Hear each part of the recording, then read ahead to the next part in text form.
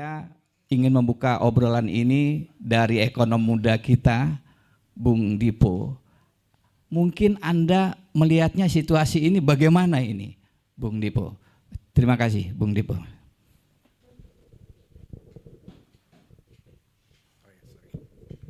Terima kasih Bang Hadi atas waktunya. Mungkin untuk sekedar sharing ya, saya nggak enak nih sebelum Pak Fuad sebenarnya. Tapi jadi saya rasa kalau saya selalu bilang kita ini sebenarnya di saat ekonomi ini memang lagi lampu kuning kemerah-merahan. Kita belum merah, masih ada waktu, masih bisa diperbaiki. Tetapi saya rasa memang beberapa hal sudah menjadi concern, terutama banyak indikator ekonomi lah yang menjadi concern banyak orang. Menurut saya ada 3 faktor utama yang menjadi concern. Yang pertama yang teman-teman tahu semua adalah rupiah yang melemah, ya kan. Dan saya rasa mungkin dari Bank Indonesia itu sudah cukup banyak ya apa yang dikerjakan. Mereka mengeluarkan banyak jurus-jurus lah selain intervensi di pasar spot dan NDF. Mereka ada jurus-jurus bond stabilization dan segala. Tetapi perlu diingat produk-produk ini mereka fungsinya hanya menstabilkan volatilitas. Jadi mungkin kalau volatilitas bisa gini, dia jadi mungkin lebih sedikit. Tetapi apabila trennya melemah, ya tetap melemah gitu. Jadi memang produk-produk ini tidak bisa untuk menekan tekanan rupiah yang begitu besar ya. Lalu yang kedua, yang penting juga diingat, Indonesia ini rupiahnya tidak hanya melemah melawan US dollar. Tetapi kita melemah banyak melawan negara tetangga. Kita melemah melawan Singapura dollar, kita melemah melawan Malaysia ringgit, kita bahkan melemah melawan Thailand baht. Artinya apa? Artinya memang ada sesuatu yang fundamental sedikit bermasalah di ekonomi kita. Lalu yang kedua yang menjadi concern adalah imported inflation atau inflasi yang terjadi karena dari luar negeri. Nah, dan ini hubungannya adalah mengenai geopolitik ya, perang Iran, ya kan? Dari pemerintah sudah sangat baik mereka menahan BM subsidi, ya kan? Dan kita sangat apresiasi lah. Itu menurut saya langkah yang sangat tepat. Tetapi perlu diingat untuk minyak sendiri penggunakannya macam-macam ya. Untuk transportasi itu hanya 60%. Sedangkan 40% adalah untuk industri. Ya kan?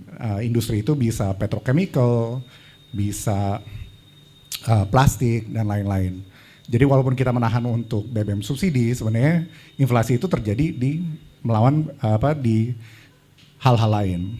Dan sebenarnya kita lihat terutama di bulan Mei ini ya, kita lihat kayak suku cadang motor di bengkel sudah naik.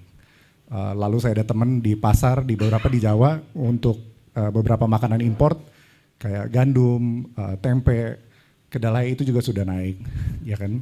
Mungkin naiknya masih bisa ditahan gitu, tetapi saya rasa inflasi itu pelan-pelan sudah masuk di Indonesia, gitu. Lalu yang ketiga yang tidak kalah penting adalah masalah fiskal, ya kan? Fiskal itu apa? Fiskal adalah keuangan negara lah. Ya kan, di satu sisi ada pendapatan, di lain sisi ada pengeluaran. Nah, pemerintah ini memang dia strateginya adalah ngegas. Dia ngegas sih pengeluaran. Ceritanya dia mau ngeboost ekonomi. Ya kan, kita lihat di angka triwulan 1 contohnya itu mungkin belanja pemerintah naik 22%. Lalu kalau kita lihat PMTB itu naik lumayan tinggi juga, tetapi intinya triwulan 1 itu naik karena MBG, karena THR, dan karena pembangunan fisik Kopdes, ya kan. Nah, si Kopdes ini memang fokusnya selama ini hanya pembangunan fisik, jadi makanya banyak belum operasional. Kalau teman-teman tahu juga, makanya Agrinas lagi rekrut karyawan segala, ya kan. Atau kita ke daerah kita lihat, wah kok kosong ya bangunannya, itu karena memang belum operasional. Nah, apakah yang jadi pertanyaan sekarang, apakah si program-program ini mereka benar-benar bisa membangkitkan ekonomi? Ya kan, itu yang menjadi pertanyaan. Kalau kita harapannya mungkin kalau ide awalnya kan, misalnya MBG itu dia meningkatkan ekonomi rakyat, lalu dia membeli dari petani. Tetapi faktanya di lapangan saat ini banyak sekali SPPG itu dimiliki oleh tentara, legislatif atau polisi. Ya kan, dan mereka punyanya bukan hanya 1-2, punya banyak belasan gitu. Artinya apa? Artinya uang itu hanya muter di antara mereka. Lalu banyak sekali UMKM yang komplain bahwa mereka tidak bisa masukin barang ke SPPG ini. Ya kan, kalau memang mau beneran ekonomi rakyat, harusnya dia tetepin dong radius 30-50 km dari SPPG, ya kan, misalnya mau beli barang. Gitu. Jadi beberapa program ini masih dipertanyakan. Gitu. Jadi pemerintah saya rasa sudah melakukan banyak hal, ya kan. Jadi misalnya tadinya fiskal defisit kita di per Maret itu 0,9%, ya kan. Itu cukup tinggi ya, karena itu hampir 1%, artinya hampir sepertiga dari batas undang-undang. Tetapi di bulan April turun angkanya ke 0,6. Dan saya rasa itu baik, tetapi dia turun di April itu karena pelaporan SPT badan itu mundur 1 bulan. Jadi sebenarnya kebanyakan angka Maret. Lalu ada masalah restitusi yang begitu telat gitu. Jadi apa ya, saya rasa pemerintah mencoba berbagai hal, tetapi ya apa ya, kita jangan jumawa lah, ya kan. Ini tantangannya banyak, besar sekali. Dan ada 3 badai kalau saya mau recap. 1 adalah rupiah yang melemah. Kedua, inflasi yang datang dari luar negeri. Lalu ketiga adalah masih fiskal, ya kan. Dan saya rasa ini di beberapa daerah, beberapa produk harga itu sudah mulai naik, ya kan. Dan saya rasa ini penting sekali agar pemerintah mulai fokus terutama menyelesaikan masalah fiskal. Ya kan, karena itu yang dikontrol kita. Kalau nilai tukar dan inflasi itu sedikit pasar yang menentukan, ya kan. Tetapi fiskal itu dikontrol kita, ya kan. Pemerintah harus menunjukkan lebih disiplin lah, ya kan, tidak terkesan ugal-ugalan. Gitu, mungkin saya sekian itu aja, Mas. Iya. Sebelum ke Pak Fuad, Bung Dipo, kita tahu bahwa ekonomi itu sebetulnya ilmu pasti, tapi ada faktor psikologi, katakanlah bukan pasar, psikologi publik yang juga harus kita cermati. Menurut Anda, batas psikologi publik bisa menerima pelemahan rupiah itu di angka berapa? Oke. Mungkin sebelum ke situ saya loncat sedikit ya, Bang Hadi. Jadi kalau dari Bank Indonesia misalnya, atau ya Pak Peri lah, dia selalu bilang, oh kita nilai fundamental rupiah kita di 16.000 atau 16.500, ya kan. Bahkan Pak Burayat juga kayak berapa hari ini dia quote angka juga, ya kan. Tetapi begini Bang, kalau misalnya kerjaan BI hanya menghitung harga fundamental rupiah, ya gua aja jadi gubernur, iya kan. Justru harga rupiah itu sangat sulit karena ada persepsi pasar, gitu. Dan saya rasa itu yang sangat sulit dikendalikan oleh pemerintah. Nah, persepsi pasar ini kan macam-macam ya Bang. Sebagai contoh Bang, di bulan Februari ada pemeringkat rating namanya Moody's. Moody's itu dia tugasnya memberikan rating seberapa sih resiko negara. Nah, dia melakukan downgrade terhadap Indonesia, outlook Indonesia ya. Jadi bukan yang hari ini tetapi 18 atau 24 bulan ke depan. Si Moody's itu bilang resiko pertama adalah kebijakan yang selalu berubah-ubah, unpredictability policy. Kedua yang menjadi concern adalah institusi. Nah, dia spesifik ngomong MBG dan Danantara. Lalu ketiga adalah fiskal yang sempit. Nah, dari 3 ini perlu diingat, 2 ini nggak ada hubungan sama angka. Ya kan? Tadi yang pertama kebijakan berubah-ubah, lalu institusi. Ini tidak ada sama sekali hubungannya sama angka. Nah, itu dia. Jadi saya rasa pasar atau pelaku ekonomi sebenarnya dia bisa memahami rupiah melemah. Dia memahami oh angka fiskal kita nggak bagus. Tetapi nomor 1 dan nomor 2, ya kan, masalah good corporate governance, tata kelola ini sangat penting dan sangat diperhatikan. Dan saya rasa ini yang bisa diperbaiki. Ya kan, kalau mau quick win ya, sebagai contoh misalnya salah satu strategi utama ekonomi adalah Danantara gitu. Ya kan. Nah, si Moody's itu udah spesifik sekali bilang Danantara, transparansi dan accountability-nya ini bermasalah. Ya kan. Jadi kalau kita mau quick win ya kita keluarin aja laporan keuangan. Gitu ya Bang. Jadi apa ya? Jadi persepsi pasar itu bukan hanya sekedar angka gitu, ya kan, tetapi juga banyak masalah tadi ya seperti tata kelola, seperti kebijakan yang berubah-ubah, itu yang pasar dan pelaku ekonomi. Kalau mengenai hasil jelek menurut saya wajar ya Bang. Ya kan, di perang Iran ini hampir semua negara itu menurunkan prediksi pertumbuhan PDB-nya. Yang belum turun nih Indonesia aja. Ini paling hebat Indonesia emang ekonominya. Jadi kita doang yang belum nurunin pertumbuhan PDB. Gitu Bang. Baik.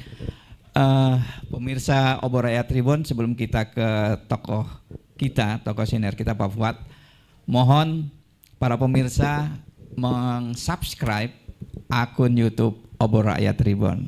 Ini titipan pesan dari produser kita. Di sebelah saya ada Pak Fuad Bawazir. Beliau tentu saja tokoh yang sangat kita hormati, guru kita bersama. Beliau memiliki pengalaman ketika saya masih kecil, beliau sudah jadi Dirjen Pajak, saya ingat dulu, sering masuk di TVRI. Dan yang paling penting ketika Indonesia mengalami turbulensi di tahun 98, beliau pada posisi Menteri Keuangan. Saya ingat ketika itu saya diskusi, saya masih bekerja, itu ada psikologi pasarnya. Kalau dolar tembus 5.000 kita semua selesai, kira-kira begitu. Nah, kita ingin meminta pandangan dari Pak Fuad kondisi hari ini. Beliau sebagai info hari ini kerap berdiskusi dengan Presiden kita Pak Prabowo berkali-kali baik di Kertanegara maupun di Istana, bahkan Presiden mengundang para menteri untuk mendengarkan arahan Pak Fuad lah, kira-kira begitu. Dan yang lainnya beliau juga sehari-hari menjadi komisaris utama Mind ID yang kemarin sedikit banyak juga terkait dengan pidato Presiden di parlemen soal sumber daya alam, saya kira sangat terkait. Baik, kita ingin meminta pandangan dari Pak Fuad tentang sebetulnya bagaimana situasi yang ada saat ini dan seberapa bahaya Pak sebetulnya. Silakan Pak. Bismillahirrahmanirrahim. Saya itu lebih concern kepada masalah-masalah konstitusi kita. Ya. Kita, konstitusi kita dalam Undang-Undang Dasar 45 itu ada pasal 33 dan itu karena konstitusi wajib kita laksanakan. Kalau konstitusi kita itu mengatakan ya bumi dan kekayaan yang terkandung di dalamnya itu dikuasai negara oleh semakmur-makmurnya rakyat, dipakai gitulah ya, seperti itu. Nah, yang selama ini dilaksanakan itu dari zamannya Bung Karno, dulu dekret 5 Juli 59 ya. Kemudian kan sudah mulai kembali ke Undang-Undang Dasar 45 kan setelah rezim-rezim sebelumnya. Laksanakan kata dia pasal 33 melalui apa? Undang-Undang nomor 44 waktu itu ya. Di situ mulai diatur mengenai migas. Intinya gitu. Dan oleh Pak Harto sebagai kelanjutan maka dilaksanakan juga ini dengan Undang-Undang nomor 8 tahun 71 Pertamina, tentang Pertamina, udah migas juga. Kenapa mesti migas?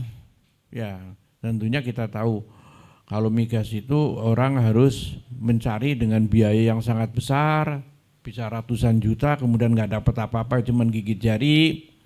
Kemudian juga teknologinya susah dan masih diperlukan sekali lah zaman itu. Makanya dipakai itu Undang-Undang Pertamina. Tapi yang ada di bumi kita itu kan tidak cuman migas saja. Ada yang lain-lain. Yaitu ada batu bara, nikel, emas, segala macam lah itu ya kan. Ferronikel segala. Nah, itu tidak diundangkan, tidak dilaksanakan secara undang-undang.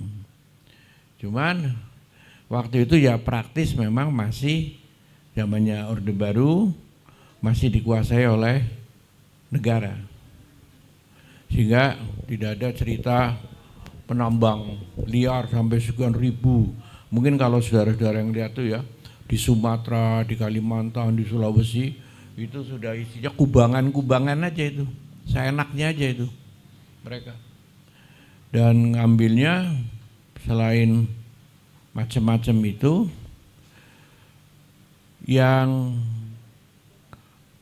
istilahnya punya izin, itu pun yang punya izin sebagian besar.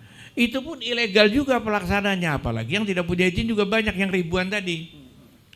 Yang punya izin pun nggak benar. Dia pikir yang punya izin, ngapain yang nggak punya izin juga dapat, bisa jarah. Wah, udah dikerain aja itu rakyat. untuk ini. Nanti kalau rakyat yang berontak, wadah, kadang-kadang malah aparat yang dipakai oleh cukong-cukong itulah ya untuk memberantas itu.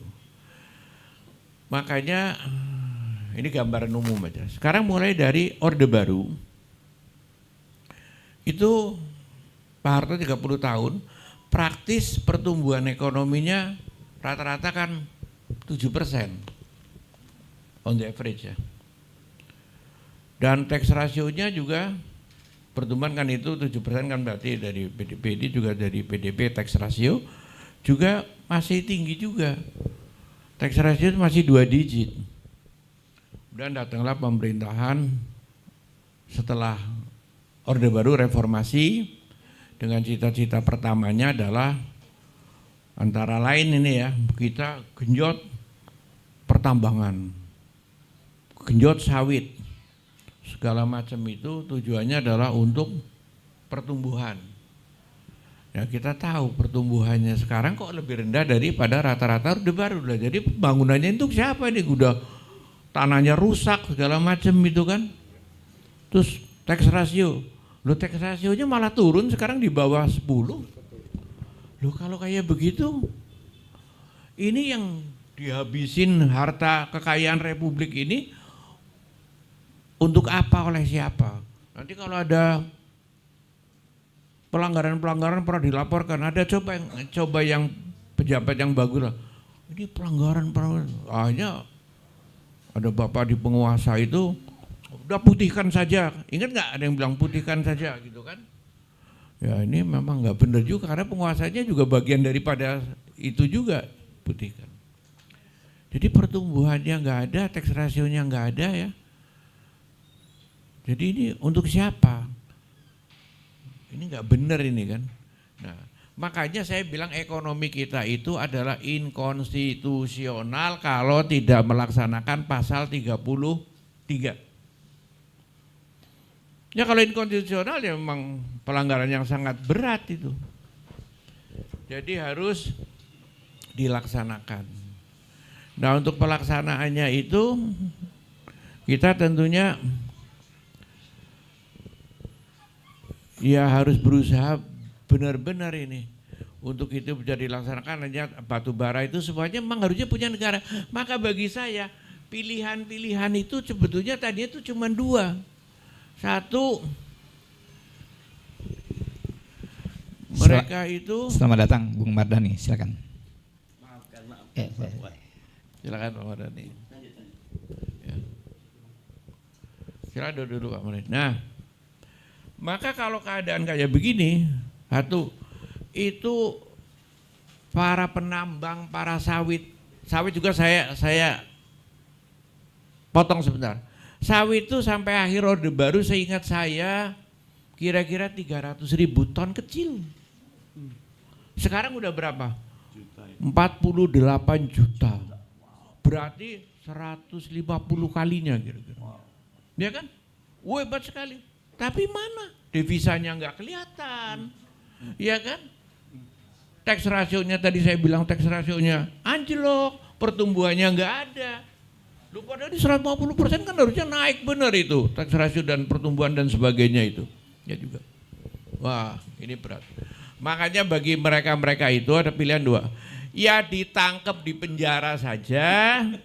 Mereka semuanya jeblosin saja kalau kayak begitu hartanya disita oleh pemerintah. Gak usah ketakutan yang cerita-cerita ini gak ada ketakutan. Jeblosin penjara aja. Udah pemerintah, cuman pemerintah harus bener. Ya jangan sampai pemerintahnya maling juga gitu kan. Diambil, jeblosin penjara. Udah, sita aja. Begitu punya konstitusi kok. Mau dibilang apa itu memang konstitusi begitu. Pasal 33 punyanya negara. Emas, tambang, batu bara, nikel segala macam, belum lagi yang thorium, uranium segala macam kan banyak tuh. Tanah jarang gala kan. Ya, negara. Atau yang kedua, ya dengan cara yang lunak. Menurut saya masih cara yang lunak yang diambil oleh Presiden waktu Hari Kebangkitan Nasional 20 Mei.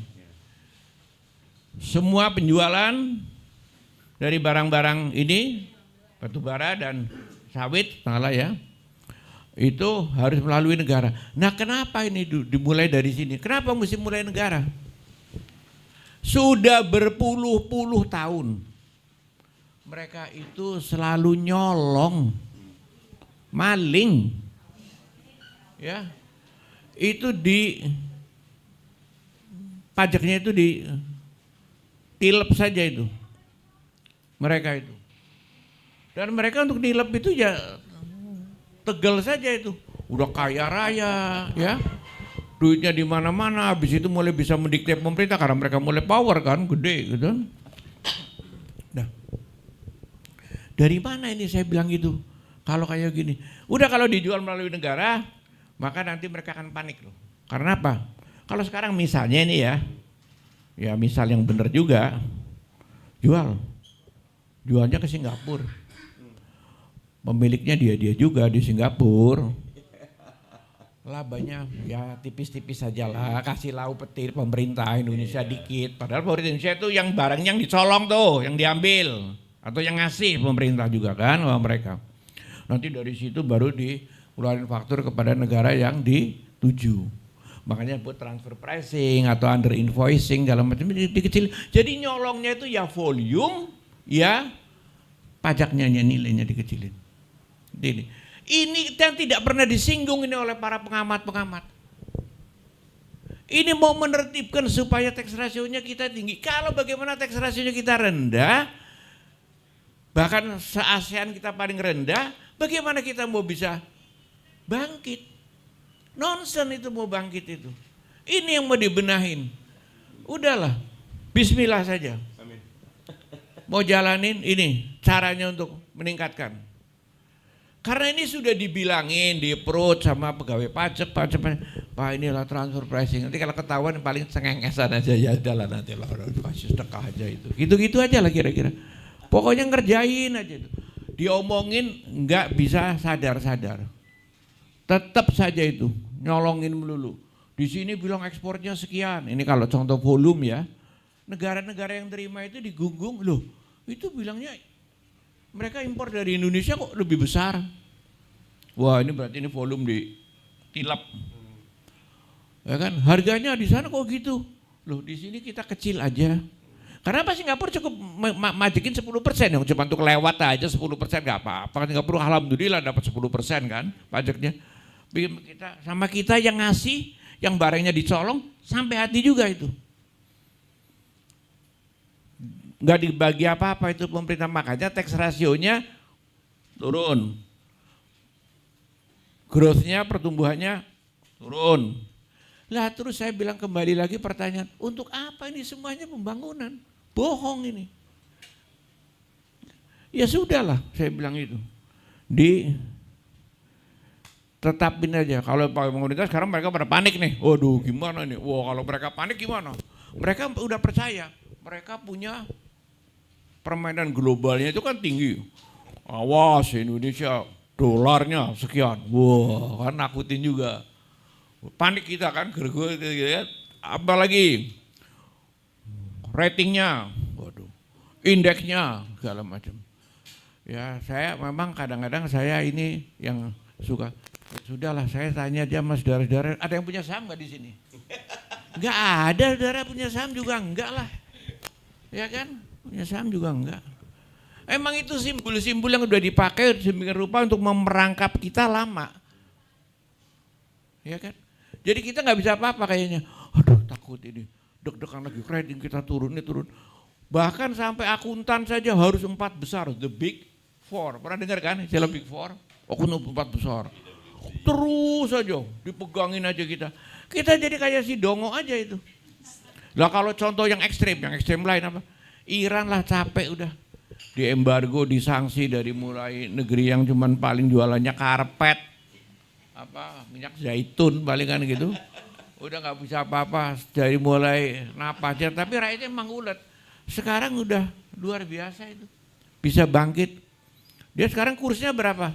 Ada yang bisa tahu kursnya rial Iran itu? 0. Nggak penting kata dia, penting rakyatnya makmur, semuanya makmur, murah. Apalagi kalau Indonesia ini semuanya ada, nanam di dalam rumahnya aja, di depan rumahnya udah subur. Gitu. Ya kalau kita udah gitu, makanya orang asing udah bilang, hati-hati Indonesia jangan diembargo, nanti kita kayak Iran tuh Indonesia. Ya kan paling takut ngembargo Indonesia. Karena kalau bangkit, nah dia bisa bangkit lebih cepat dari Iran. Nggak struggle kayak Iran terus setengah mati. Semuanya ada di Indonesia nih. Wah bisa luar biasa gitu kan. Baik Pak Fuad. Gitu. Saya ingin menyela sedikit Pak Fuad. Ini menarik tadi Pak Fuad sudah menyampaikan soal under invoicing dan lain-lain tadi. Ada pertanyaan kritis bahwa kalau memang kita sudah tahu, bahkan disebut bahwa sampai 15.000 triliun under invoicing, entah datanya dari mana. Katakanlah jika memang pemerintah, dalam hal ini Presiden Prabowo bisa menyebutkan data itu, kenapa kita langsung jumping, walaupun saya juga sepakat dengan bahwa kita harus menegakkan pasal 33, tapi kenapa kemudian justru tidak dilakukan penegakan hukum secara masif terhadap pelanggaran under invoicing yang katanya 15.000 triliun itu Pak. Itu untuk memberikan sinyal kuat kepada masyarakat saya kira. Kita ini untuk menetapkan pajak ya, kan itu aplikasinya kepada pajak kan nanti satu-satu. Itu memang macam-macam problemnya. Problem kita dalam negeri juga banyak, problem birokrasi juga banyak gitu loh. Tapi untuk menetapkan itu ya memang harus tahu satu-satu kan. Kalau global memang udah ketahuan benar itu. Kalau terapin satu-satu itu nanti ada oknum ini, ada oknum ini, ada oknum ini, itulah kesulitan teknisnya itu. Saya tahu betul itu kesulitannya itu. Tapi sebetulnya kalau sudah diniatin benar, insya Allah itu bisa jalan. Makanya harus disikat tuh semua orang-orang yang nggak benar ini juga harus satu simultan ini pekerjaannya ini, yang nggak benar-benar dirapiin. Makanya maaf ngomong ya, itu dirutnya apa? Dan antara sumber daya apa? Yang untuk ekspor. Ya itu kan orang asing juga.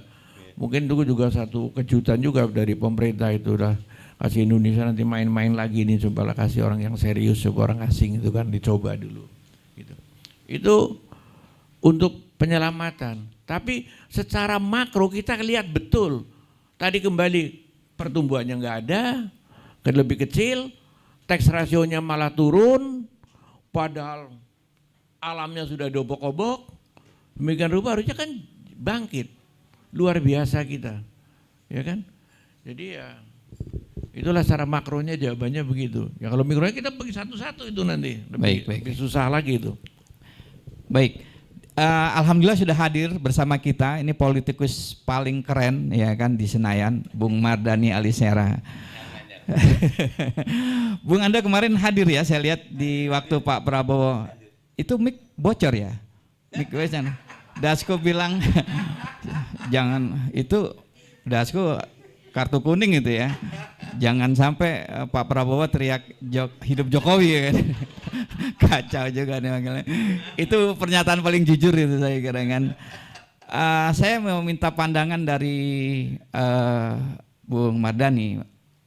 Anda di sana dan tentu merasakan suasana kebatinan ketika Pak Prabowo pidato ya, ada yang menyebut Prabowo itu kan reinkarnasi Bung Karno lah gitu kan. Kalau beliau pidato itu membangkitkan. Bagaimana Anda membaca atau menafsirkan pidato Prabowo kemarin di parlemen? Silakan. Kasih. Ini mohon izin yang datang duluan, Kang Deddy, Asbah. Bismillahirrahmanirrahim. Yang pertama saya hadir dan kita buat tebakan. Sebelah saya tuh Johan. 1 jam, enggak 2 jam. Ternyata betul, 1 jam 50 menit itulah. Tapi tidak ada yang ngantuk karena memang turun naik kayak roller coaster. Ya, kalau saya banyak tepuk tangan walaupun saya ngeliat kiri kanan, kayak Pak Fuad tadi bilang banyak yang matanya kosong, saham saya gimana gitu. Yang punya saham kosong tatapan matanya. Tapi yang nggak punya tepuk tangan terus. Nah jadi kalau respon on the spot ya. Tapi memang Pak Prabowo menguasai panggung dan yang disampaikan dengan sebetulnya tidak berapi-api sih ya, malah turun naik selip humor, tapi itu sebuah pernyataan revolusioner. bahwa negeri ini harus diambil balik kedaulatannya, khususnya di bidang ekonomi. Kita tuh sudah kelamaan dalam middle income trap countries ya. Tahun 86 zaman Pak Harto kita udah macan Asia loh itu. 86 ke sekarang 2026, 40 tahun kita jalan di tempat. Selama ini everything is going business as usual. Nah, Pak Prabowo ngambil dua pilihan nih. Jalan normal, kalau di Quran ada dikatakan wahadainahu najdain itu. Ada dua jalan, yang mau jalannya normal atau jalan yang mendaki. Kayaknya Pak Prabowo ngambil jalan mendaki, dan itu sesuatu yang di dalam negeri. Saya tuh langsung tanya, gimana ini tim pendukung Prabowo yang punya sawit, udah diomongin belum? Udah yakin. Nah, saya pas baca Pak Dahlan Iskan, Ada ya? Pendukung Prabowo yang punya sawit ada? setahu saya ada ya, Pak Fuad lebih paham lah gitu loh. Pas ngelihat, saya baca Pak Dahlan Iskan yang dor, ada. Saya yakin, tapi buat saya itu menunjukkan Pak Prabowo, Anda boleh dukung saya, Anda boleh melawan saya, tapi saya adalah tegas sekali berkali-kali, saya disumpah oleh konstitusi untuk melayani rakyat. Nah, jadi pilihannya dua, mengambil jalan yang berat dan beliau menegaskan revolusi senyap. Kalau tadi kenapa tidak melalui jalur lain? Pak Prabowo baru 1 tahun, jejaring kekuasaannya masih sangat terbatas. Kenapa Koperasi Desa Merah Putih ke Agrinas, 2 tahun diambil Agrinas, ya nanti mungkin akan diserahkan kepada KDM lokal, tapi sekarang diambil Agrinas. Memang polanya pola komando dulu. Karena ketika koperasi diserahkan kepada masyarakat yang baru, ya kemungkinan penyertaan modal negara, dana himbara tuh teman-teman pengamat berantakan. Tapi dengan diambil Agrinas, bahkan buat saya cukup cerdas Pak Fuad, menjadi manajer koperasi itu pegawai BUMN, sehingga memang aksi korporasi dan teknokrasinya jalan, tapi ruhnya ruh koperasi.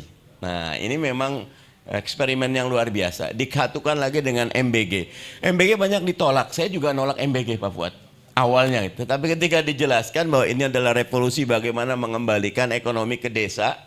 Sekarang saja sudah 30% harus diambil dari siapa namanya kecamatan terdekat. Lama kelamaan akan ada penguatan di tingkat lokal. Benar, kritik teman-teman bahwa ini dinikmati oleh para pemilik modal, benar saat ini. Tapi ketika kemudian kebijakan itu semuanya ada di MBG, yang punya uang MBG, yang ngatur adalah BGN segala macam, nanti pelan-pelan akan ditransfer menjadi sesuatu gerakan yang, karena ketika gambarin Pak Prabowo kayak gitu, ini sesuatu yang sifatnya pendekatan top down sangat kuat, yang harus segera dibangun partisipasi publik. Yang harus dibangun adalah bagaimana hidupnya geliat ekonomi di tingkat lokal. Nah, itu yang mungkin fase berikutnya. Kalau sekarang adalah fase melawan para raksasa, kembalikan semua sumber daya, pasal 33 benar-benar dikutip dengan sangat seksama, bawa balik, mudah-mudahan dengan ini kita bisa keluar dari middle income trap countries menjadi developed countries, tapi tidak mudah. Dalam dan luar tantangannya sangat besar.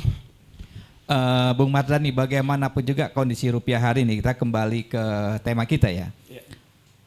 Para ekonom sepakat, walaupun mungkin ada yang tidak sepakat, bahwa nilai atau depresiasi nilai tukar mata uang bagaimanapun itu mencerminkan fundamental ekonomi sebuah negara. Mungkin Anda setuju juga ya dengan pendapat itu. Nah, dengan penurunan yang berlangsung signifikan, kalau tidak salah ketika Pak Prabowo dilantik pada Oktober 2024, itu nilai tukar di kisaran 15.200. Sudah terjadi penurunan, saya hitung sampai hari ini itu sekitar 16%. Dalam waktu setahun lebih itu sudah 16%. Itu luar biasa ya. Mencerminkan. Belum lagi bahwa ada banyak masalah perang yang menyebabkan harga BBM dunia 2 kali lipat dari harga patokan di asumsi di APBN. Sementara kita kan net importer yang besar ya, sekitar 1 juta barel per hari. Produksi kita cenderung turun sekitar tidak sampai 700.000 barel setahu saya. Targetnya 700. Utang jatuh tempo setiap tahun nanti mungkin Dipo lebih paham, itu pokoknya 833 triliun, bunganya hampir 600 triliun. Jadi kalau gampangnya begini, kalau saya sebagai kepala keluarga pendapatan saya sebulan itu 5 juta, maka saya 1,5 juta sampai 2 juta itu untuk bayar pinjol lah kira-kira gitu kan. Yang 3 juta buat bayar listrik, buat bayar SPP anak saya. Anda melihat ini bagaimana ini? Dan kalau ini tidak diatasi, saya kira bukan tidak mungkin kekhawatiran banyak pihak. Jangan-jangan dolar sampai ke 20.000. Bung Mardhani gimana? Yang pertama tentu ini adalah efek dari kebijakan Prabowo yang populis dan tidak nurut kepada asing. Pengangkatan Pak Purbaya menggantikan Bu Sri Mulyani menurut saya itu salah satu bukti. Era quote and unquote the good boy of Indonesia itu sudah berakhir.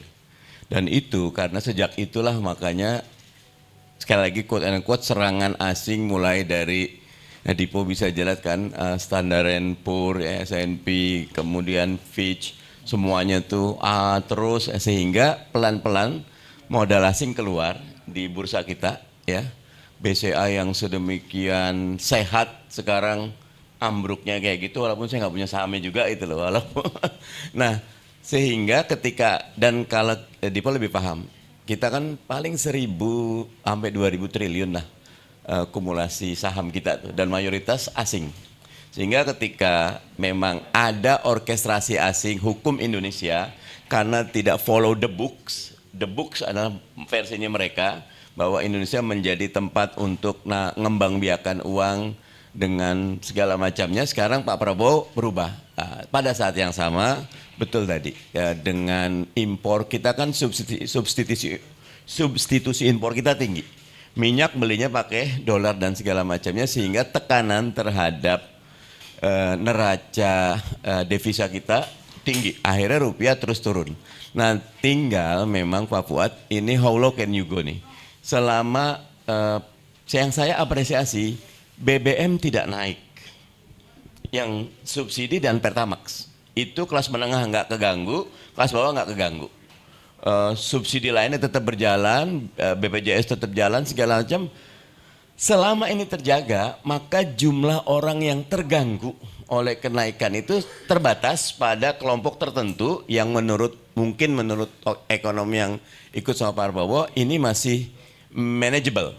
Tapi ketika manageable ini mulai masuk kepada era emosional, maka itu bisa berbahaya. Tapi saya melihat kemarin tuh dengan Pak Purbaya, selama ini siklus neraca APBN itu spending itu baru mulai April, Mei, Juni. Sekarang dari Januari itu udah digenjot itu loh. Makanya defisit cukup tinggi nih. Tapi memang Pak Purbaya pengen muter dari awal aja biar jalan. Jadi ini akan terus, mudah-mudahan crossingnya adalah semua pengorbanan yang dilakukan Pak Prabowo dan tim ekonomi itu yang melawan against the old books of Indonesian economic itu tiba-tiba mulai tumbuh harapan-harapan baik, PDB-nya naik, rasio pajaknya naik, kemudian daya beli naik, kemudian lapangan pekerjaan tersedia, pelan-pelan itu ada, maka akan dengan sendirinya kondisi Indonesia mungkin bukan cuma berjalan pelan tapi bisa melompat gitu. Baik, rupanya saya salah membaca situasi nih Pak Fuad. Saya pikir Partai Keadilan Sejahtera ini berada di luar pemerintahan, ya kan? Tapi dari pernyataan Mardhani hari ini kelihatannya sudah ngopi-ngopi ini di Kertanegara atau apa yang ini. Enggak begini maksudnya. PKS gini, kita tetap kritis dan konstruktif. Tapi saya tuh ketemu Purbaya kemarin. Pak Purbaya dolar 15.000, nggak ada yang suka dolar 17 itu loh. Kalau 15 pasti. Kita itu dulu ya, waktu masih boleh dibilang manage fixed exchange rate lah ya, atau manage floating rate itu, kita kadang-kadang devaluasi kan. Iya. Karena rupiah ini kita devaluasi ekspor kita naik, kita jadi nurunin nilai. Dan banyak negeri yang menurunkan nilai rupiahnya, nilai mata uangnya maksud saya, itu dengan senang hati dan diam-diam itu. Gak kayak kita maunya nilainya rupiahnya itu kuat. Kalau kita kuat bener, hati-hati juga kita. ekspor kita bisa nggak tumbuh, impor kita subur. Makanya dulu didevaluasi, sebentar-bentar devaluasi oleh Pak Harto kan, dengan devaluasi. Sekarang sebetulnya kita devaluasi juga tapi pelan-pelan, ya namanya depresiasi gitu kan. Tapi kita diributin, ya memang begitulah namanya.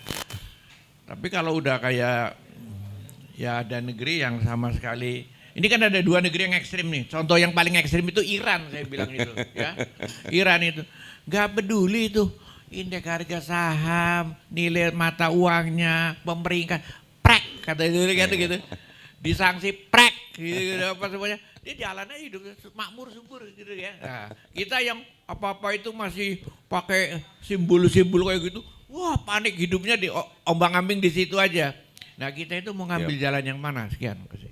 Nah, nambahin dikit, kalau kami melihatnya gini, minimal PKS yang saya pahami, Pak Prabowo lagi berjuang, niatnya baik. Jalannya bukan jalan yang follow the books, against the old book. Ini berat. Nah, catatan kami satu, segera hidupkan ekonomi kerakyatan.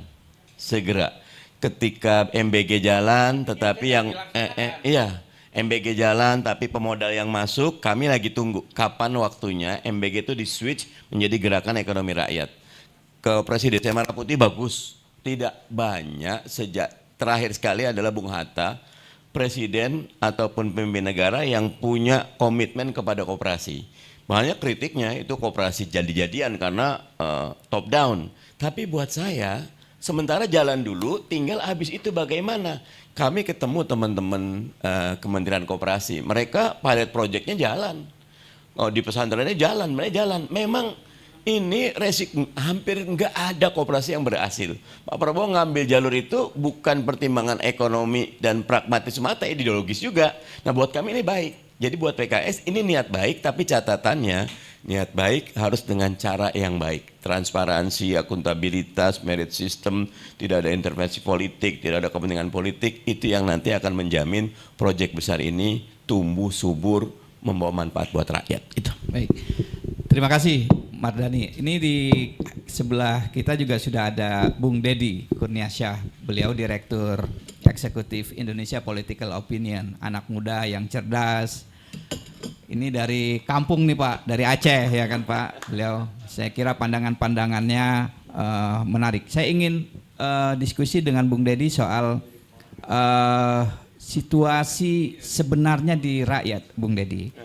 Gini, ini tadi kan ini nih Mardani, Pak Fuad, ya kan Dipo, ya beliau bisa bicara banyak hal, tapi bagaimanapun termasuk saya, ini adalah bagian dari elit sebetulnya. Ini kami berempat elit. Kami bisa ngomong macam-macam. Kami di rumah masih ada beras, di rumah saya masih ada telur, masih ada garam, masih ada kecap. Anak saya masih bisa makan di mall. Anak saya kalau nggak suka masakan mbaknya, GoFood, kan gitu. Tapi mungkin Bung Dedi bisa ceritakan bahwa faktanya hari ini pinjol itu udah 110 triliun. 110 triliun dengan bunga yang sangat mencekik. Dan yang kita berempat alhamdulillah nggak ada catatan pinjol. KPR udah lunas gitu kan. Tapi rakyat yang meminjam 110 triliun itu fakta hari ini Bung Dedi. Dan itu nggak main-main. Kita bisa bertemu kalau kita nongkrong di terminal di mana, itu memang kondisi tidak seperti yang ada di kalangan elit lah. Bagaimana Anda membaca situasi di lapangan? Terima kasih. Ya, terima kasih banyak. Ini yang saya hormati ini Ayahanda Setiardi. Terima kasih banyak undangannya, Kanda Mardani, Ayahanda Fuad dan Bang Dito. Jadi pada periode Oktober 2025 kemudian sampai Maret 2026 itu Indonesia Political Opinion itu melakukan survei secara berkala. Salah satu materi survei yang selalu ada dalam studi itu adalah soal persepsi ekonomi. Dan persepsi ekonomi itu disandarkan pada dua hal. Satu adalah persepsi ekonomi dari responden terhadap kondisi nasional. Yang kedua adalah persepsi ekonomi di tempat responden tinggal. Nah, yang menarik adalah ketika pertanyaan mengenai bagaimana kondisi ekonomi secara nasional menurut responden atau menurut masyarakat, itu punya kecenderungan yang cukup baik. Oktober 2025 itu yang menyatakan baik dan sangat baik itu totalnya di 31%. Yang menyatakan cukup itu hampir 40%. Sehingga kalau di total gitu ya, kalau diklaim sebagai kondisi ekonomi baik itu bisa mencapai 70%-an yang menyatakan baik kondisi ekonomi dalam perspektif nasional oleh responden yang mungkin dia tinggal di daerah di desa begitu ya. Nah, yang kedua adalah terkait dengan kondisi di pedesaan. Bagaimana kondisi ekonomi di tempat responden tinggal. Nah, menariknya adalah ternyata presentasinya berbeda. Kalau persepsi responden terhadap kondisi ekonomi nasional itu dia nyatakan dengan kondisi yang baik itu tinggi, itu karena pengetahuannya adalah pengetahuan yang mungkin dari media massa, media sosial, kondisi-kondisi orang lain, bukan dari kondisinya dia. Tapi begitu ada pertanyaan tentang bagaimana kondisi ekonomi di tempatnya tinggal, itu rendah sekali. Jawaban baik, sangat baik itu hanya mencapai 28%. Artinya mayoritas dia mengakui bahwa kondisi ekonomi saya itu tidak baik. Tapi kalau ditanya bagaimana kondisi ekonomi Indonesia secara nasional, dia akan jawab baik. Sehingga ada kontradiksi di situ. Bahwa pengetahuan mereka tentang Indonesia yang baik itu tidak terdampak pada kondisi kehidupan yang setiap hari. Nah, ini menurut saya yang cukup dilematis, artinya bahwa ada dua kemungkinan. Kemungkinan pertama adalah aktivitas-aktivitas politik pemerintah dalam kebijakan, termasuk juga dalam kinerja, itu semacam echo chamber namanya. Echo chamber itu artinya ya misalnya Presiden Prabowo Subianto atau mungkin Menko Ekonomi Pak Airlangga Hartarto atau bahkan mungkin Menteri Ekonomi menyatakan kondisi ekonomi kita kuat, pertumbuhan kita positif, pertumbuhan kita bagus, itu yang menikmati kesenangan karena faktor bagus, persepsi bagus itu ya hanya sekitar itu saja. Sementara masyarakat luas itu tidak merasakan dampak dari ekonomi yang kuat itu, kami tidak merasakan. Nah, kira-kira begitu. Sehingga kritiknya tentu adalah bahwa tata kelola kebijakan politik di Indonesia itu belum termanage dan belum terdistribusi dengan baik terhadap aktivitas masyarakat di tingkat bawah. Kebijakan-kebijakannya mungkin hanya kebijakan-kebijakan parsial atau kebijakan-kebijakan yang besar, tapi dalam detail kondisi ekonomi di masyarakat, itu yang hari ini sebetulnya masih menjadi pekerjaan yang sangat berat sekali. Yang kedua adalah terkait dengan kondisi hidup individu masyarakat Indonesia. Jadi kondisi hidup individu itu seringkali memang mereka tidak merasakan dampak dari kerja kolektifnya pemerintah, baik itu kalau disandarkan pada pemerintah daerah maupun pada pemerintah pusat. Nah, ini yang jadi masalah. Bahkan dalam kategori catatan survei ketika kami pecahkan lagi respondennya misalnya hanya mengambil persepsi dari kelompok tani, hanya ambil persepsi responden dari kelompok nelayan, itu juga cukup drastis perbedaannya terhadap persepsi kondisi ekonomi. Kondisi ekonomi di tingkat petani itu justru lebih memprihatinkan. Kenapa? Karena mereka tidak saja kesulitan dalam hal produksi atau penjualan, mereka juga kesulitan dalam hal mereproduksi ulang ketika mereka selesai panen misalnya. Nah, itu terjadi di banyak tempat. Kalau misalnya tadi disinggung misalnya, ada beberapa orang yang sebelum Presiden Prabowo Subianto pidato, pemilik saham, termasuk kelompok-kelompok konglomerat sawit yang sangat sejahtera sekali. Bapak Ibu bisa cek harga sawit hari ini di tingkatan petani ya. Itu mungkin yang harganya di atas 3.000 atau maksimal 3.200-an, 3.400 per kilonya gitu ya. Karena sawit kan dihitung kilo. Itu hanya di beberapa daerah saja. Di Sumatera saja misalnya, kalau di tempat kami di Aceh itu bahkan terkenal sebagai harga sawit paling murah, Bang Mardhani.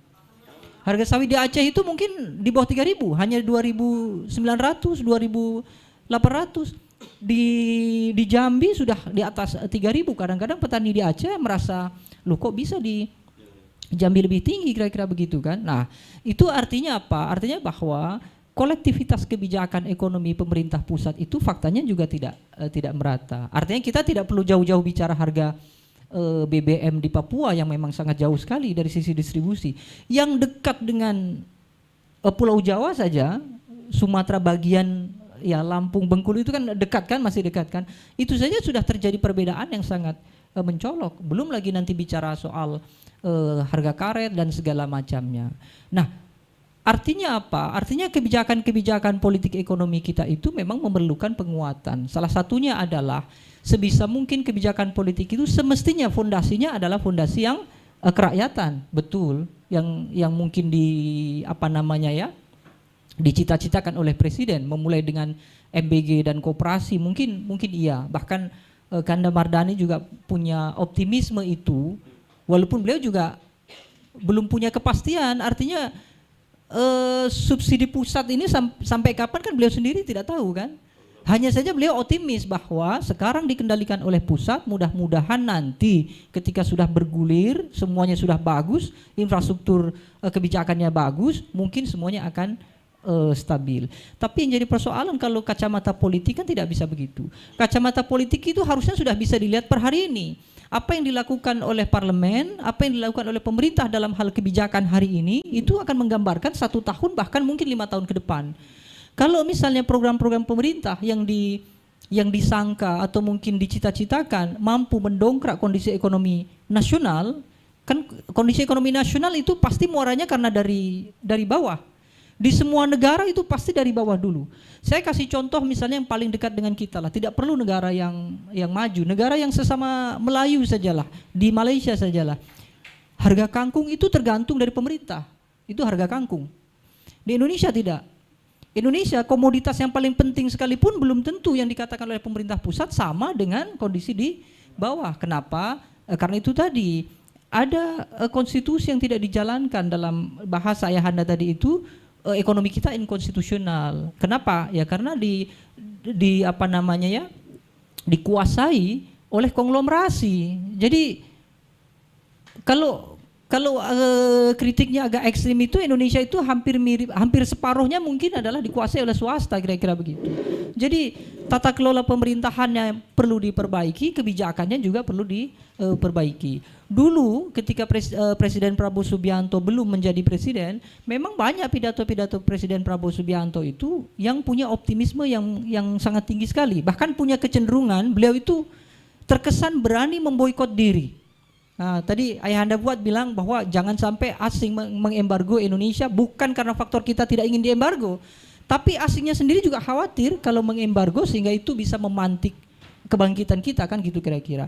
Nah, Presiden Prabowo itu punya kecenderungan memboikot diri ya. Artinya sebelum diembargo, beliau sepertinya saya akan boikot asing lah dengan kebijakan yang baru. Hasil sumber daya alam di Indonesia tidak boleh dijual secara langsung sehingga supaya asing tidak menentukan harga, kira-kira begitu. Nah, ini saya kira bagus. Tapi yang jadi masalah adalah politik kan tidak bisa bersandar pada pidato. Politik bersandar pada kebijakan. Nah, kita tinggal tunggu nanti Kanda Mardani Alisera dan teman-temannya di parlemen apakah menyambut pidato itu dengan gerakan kebijakan yang bagus untuk memperkuat kondisi ekonomi kita supaya fundamental ekonomi kita kembali pada rakyat atau tidak. Kalau ternyata nanti Kanda Mardani di parlemen tidak melakukan itu, ya sudah, maka saya tidak berharap atau saya tidak memprovokasi untuk pesimis begitu ya. Tapi sepanjang kebijakan itu tidak dilakukan, maka kondisi ekonomi kita hingga ke depan pun ya tetap akan begini. Nanti pemilu 2029, kalau ada pemilu 2029 ganti rezim akan sama lagi, kira-kira begitu. Kenapa? Karena mereka hanya sekedar formalitas, hanya sekedar saya jadi presiden ya sudah, sepanjang 5 tahun jadi presiden tidak ada yang ganggu, sudah nanti diulang lagi di pemilu. Jadi hal-hal yang revolusioner itu sebetulnya kita harapkan, begitu kira-kira. Baik, saya harus disclaimer dulu nih Pak Fuad dan teman-teman yang lain. Deddy Kurniasyah ini doktor muda, dosen di Telkom University, ini beliau Direktur Eksekutif Indonesia Political Opinion. Jadi di dunia ini Pak Fuad, lembaga survei itu ada 2. satu lembaga survei yang bisa dipesan, ya kan? Survei, ya kan? Nah, satu lembaga survei yang independen. Nah, saya kira Bung Deddy ini masih yang kedua lah, kira-kira. Makanya penjelasannya seperti ini. Jadi maksud saya, kalau Ayahanda Fuad ingin menangkap bagaimana persepsi publik yang realistis, saya kira ya boleh lah ya kan ngobrol sama Bung Deddy. Saya kira begitu. sedikit promosi ya kan. Terima kasih Bung Deddy. Saya ingin kembali ke Dipo ini. Tapi sebelum kembali ke Dipo, bagi pemirsa yang baru nonton live streaming ini, jangan lupa subscribe Obor Rakyat Reborn. Bung Dipo, sebelum ini gonjang-ganjing rupiah, sebetulnya sebelumnya sempat, saya backgroundnya wartawan dan saya tahu mana yang bisa dipercaya, mana yang enggak. Saya cukup inilah. Jadi saya nggak bisa dipengaruhi, itu ini asing, itu nggak bisa. Saya cukup clear lah. Ada satu media besar yang menjadi rujukan kita bersama dan menjadi bacaan saya lama di Ekonomis, itu suka atau tidak suka agak miring menyebut kondisi Indonesia hari ini. Dalam bahasa gampangnya kita terlalu boros kali Pak ya, dan yang menarik juga authoritarian. Nah, bagaimana Anda melihat ini? Silakan. Ya, mungkin pertama saya mau jelaskan sedikit bahwa mungkin kekhawatiran on topic dulu ya soal 98 itu saya rasa cukup kecil. Karena kalau 98 kita 4.000 langsung 16.000 gitu. Sekarang sudah banyak instrumen macam-macam, jadi tidak mungkin naik cepat, ya kan? Itu sebenarnya baik dan buruk, ya kan? Mungkin kalau buruk bulan ini susah, nanti bulan depan susah lagi. Tetapi baiknya pemerintah itu sebenarnya ada waktu untuk koreksi, gitu. Jadi ini sebenarnya jangan jadi kesempatan yang dia sia-siakan. Lalu kedua tadi soal The Economist ya. Saya juga mau klarifikasi sedikit ya. Jadi memang kita perlu pisahkan antara tadi framing asing sama beberapa hal yang fundamental. Ya kan, saya setuju sama Pak Fuad sama teman-teman. Kalau saham mungkin jelas lah, itu tidak penting. Tetapi kalau soal rupiah ataupun surat utang, ya kan, terutama rating agency itu cukup penting. Kalau rupiah karena ya banyak sekali industri yang bergantung impor, ya kan. Kalau di desa ya jarum pakai impor, ya kan banyak lah. Lalu kalau surat utang resikonya apabila ya cost of money ya. Jadi misalnya resikonya naik, artinya bunga pinjaman seluruh naik. Artinya apa? Cicilan KPR naik, cicilan perbankan naik, cicilan dunia usaha naik. Jadi itu resiko menurut saya cukup tinggi. Karena artinya apa? Kalau itu terjadi, ekonominya kan duit muternya makin kecil. Kita bayar cicilan makin mahal tapi gaji sama gitu penghasilan. Jadi saya rasa kita perlu pisahkan sedikit ya. Nah mengenai ekonomis ini menurut saya cukup menarik ya. Again betul mungkin ada sisi dari perspektif asing. Tapi kalau saya melihat memang Pak Prabowo di wawancara bilang the market does not understand me. Artinya apa? Pasar tidak memahami saya. Ya kan? Dan saya rasa itu yang terjadi saat ini. Karena gimana pun juga ini adalah model ekonomi baru. Ya kan? Pak Fahri Hamzah menulis bagus sekali ya, neoliberal melawan Prabowonomics ya. Saya rasa itu bagus sekali. Tetapi kalau saya bertanya-tanya sebagai ekonom, kenapa Pak Fahri Hamzah yang menulis? Kenapa bukan tim ekonomi? Jangan-jangan tim ekonominya nggak ngerti gitu. Kalau saya nangkepnya gitu, jujur. Itu tulisannya menarik sekali, tetapi dan saya rasa ini adalah masalah yang ini ya. Soal tadi pemahaman tadi, Prabowo bilang pasar tidak memahami saya. Ya kan? Mungkin Fahri Hamzah dia mengerti secara ideologi, secara apa dia memahami Prabowonomics itu apa. Tetapi secara ekonomi kita melihat eksekusi loh. Ini kok nggak nyambung. Contoh ke tadi Pak Fuad cerita soal ekspor. Saya rasa tidak ada orang Indonesia yang menolak pasal 33. Ya kan, saya tidak percaya itu ada orang Indonesia yang bisa menolak pasal 33. Tetapi masalahnya, ya kan, kalau kita melihat itu ada 3 level, Bang. Gimana mungkin di Presiden ini terjadi. Di atas ada visi pasal 33. Kedua ada strategi, ya kan, kebijakan apa yang dikeluarkan, ya kan, apa diskusinya, apa dampak terhadap masyarakat. Lalu yang ketiga adalah personnel, siapa yang in charge. Nah ini terlihat sekali, ya kan, seperti misalnya MBG, tadinya buat ekonomi rakyat, yang dijalanin Pak Dadan, bukan ahli gizi, bukan ahli supply chain, ya kan.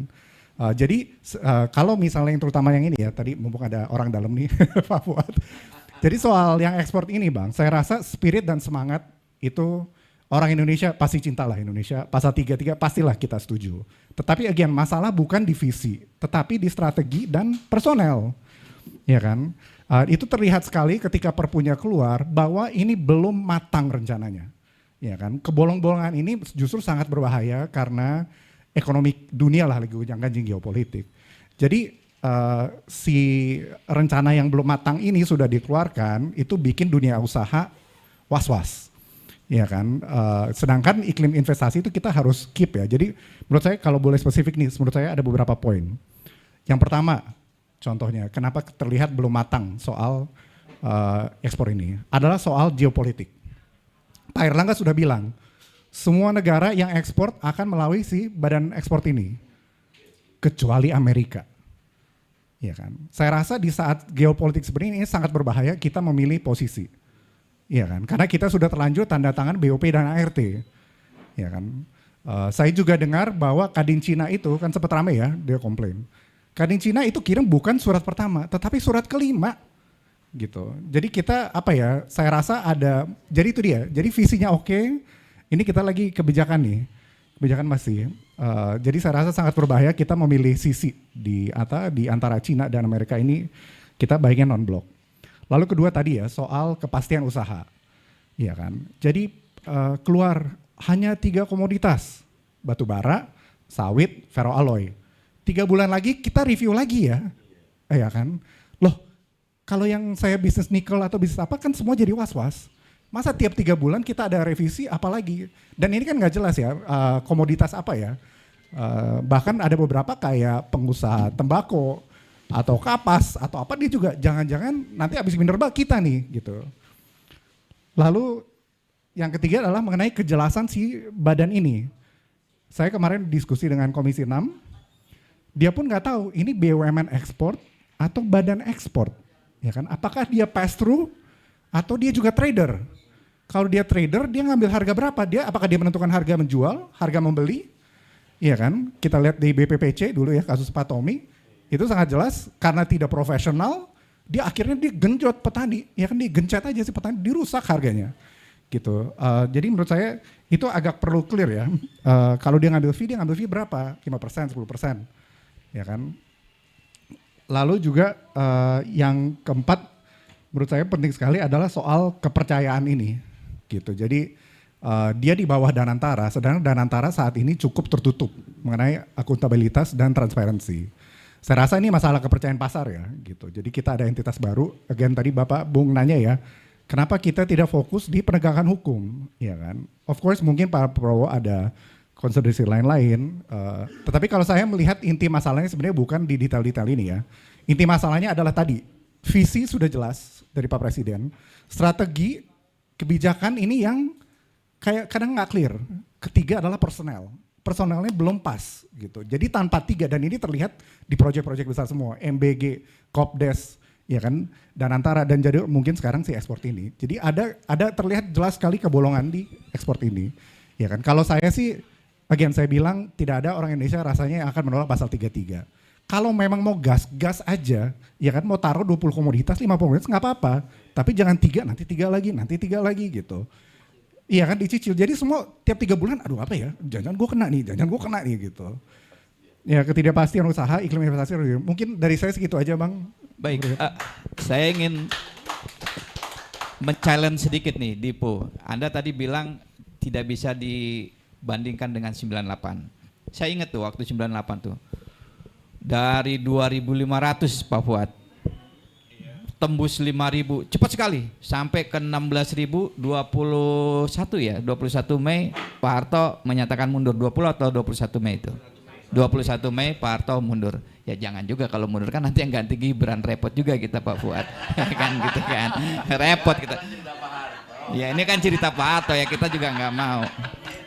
Tapi begini, saya ingin cerita, pasti kita semua tahu, kita pelemahannya katanya akan terjadi secara bertahap. Tapi kita tahu cerita, saya yakin Ayah Fuad, Pak Wazir juga sangat memahami tentang kodok yang berada di panci panas. Karena ketika dia dicemplungkan di air panas 70 derajat katakan, dia langsung loncat. selamat hidupnya.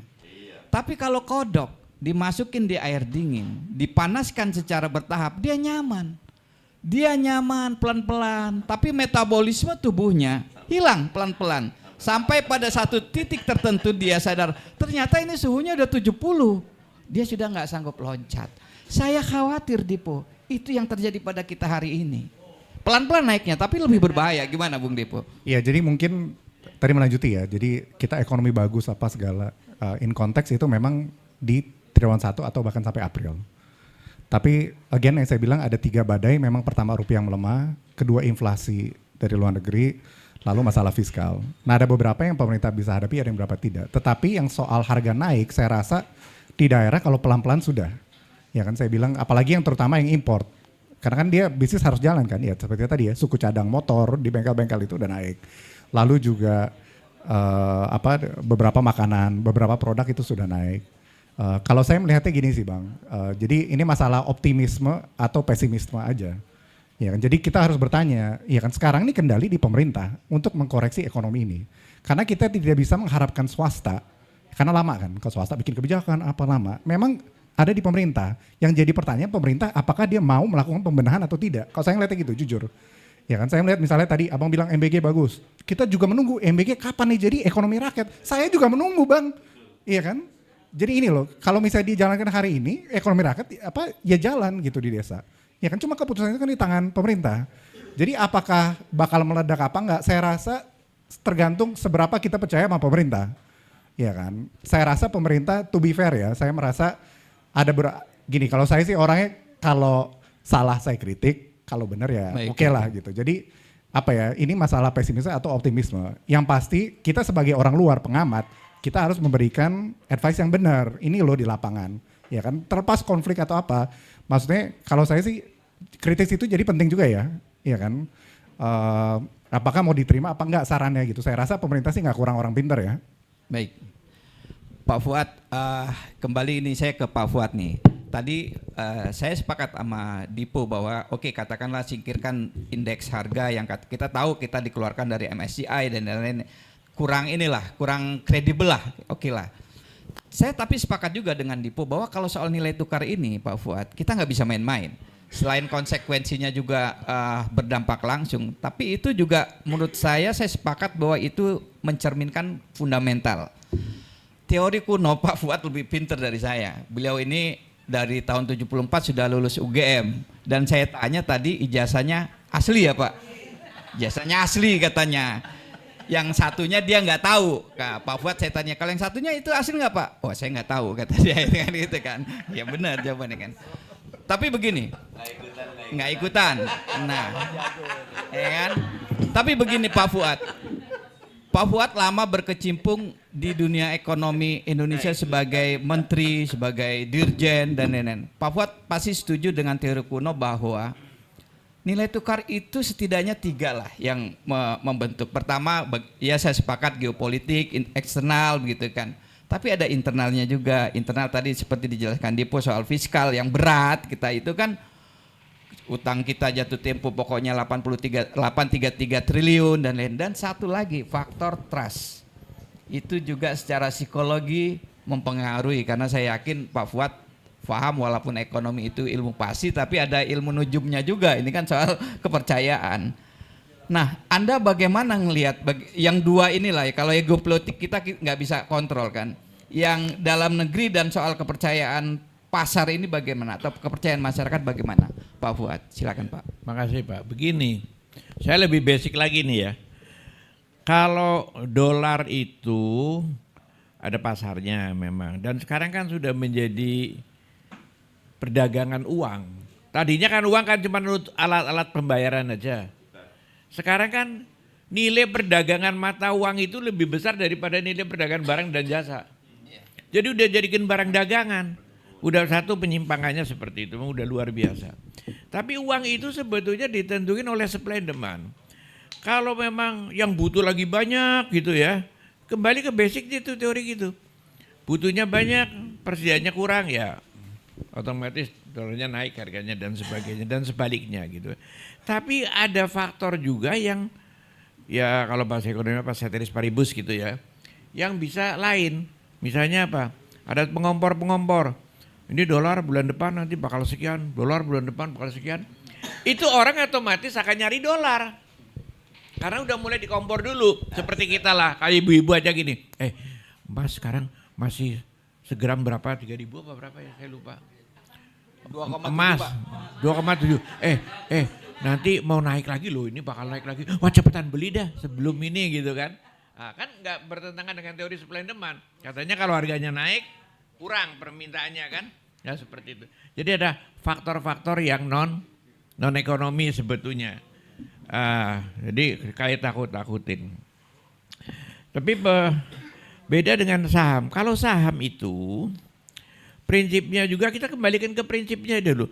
Saham itu adalah sebetulnya kalau mau dijual benar kan refleksi daripada perusahaan. Tapi kadang-kadang enggak tuh. Enggak ada apa-apa tuh perusahaannya lagi biasa-biasa aja normal. Tahu tuh harganya kayak skyrocketing. Itu karena ada pemain-pemain juga. Makanya saya pikir terus terang aja, biarin aja lah yang untung dia-dia juga, yang rugi dia-dia juga, biarin perusahaannya tuh begitu-begitu juga.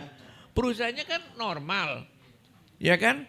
Kalau lagi ini ya sebenarnya ada kepada masyarakat, kepada rakyat, perusahaannya jualannya segitu, pekerjaannya begitu juga. Tapi tidak jomplang kayak begitu naik turun, itu kan orang yang mau jual-jual beli saham. Makanya saya bilang, udahlah kalau untung dia, yang rugi dia, kita jangan campur tangan dah, biarin aja. Saya bilang gitu kan. Itu berbedanya dengan saham. Kalau rupiah memang terpuruk kita ya, artinya dalam arti kursnya. Tapi saya rasanya India lebih jelek lagi ya, India lebih jelek setahu saya kan. Lebih buruk daripada kita. Gitu. Tapi itu biasa bulan depan mungkin berbalik lagi yang Thailand atau yang Filipina seperti itulah begitu.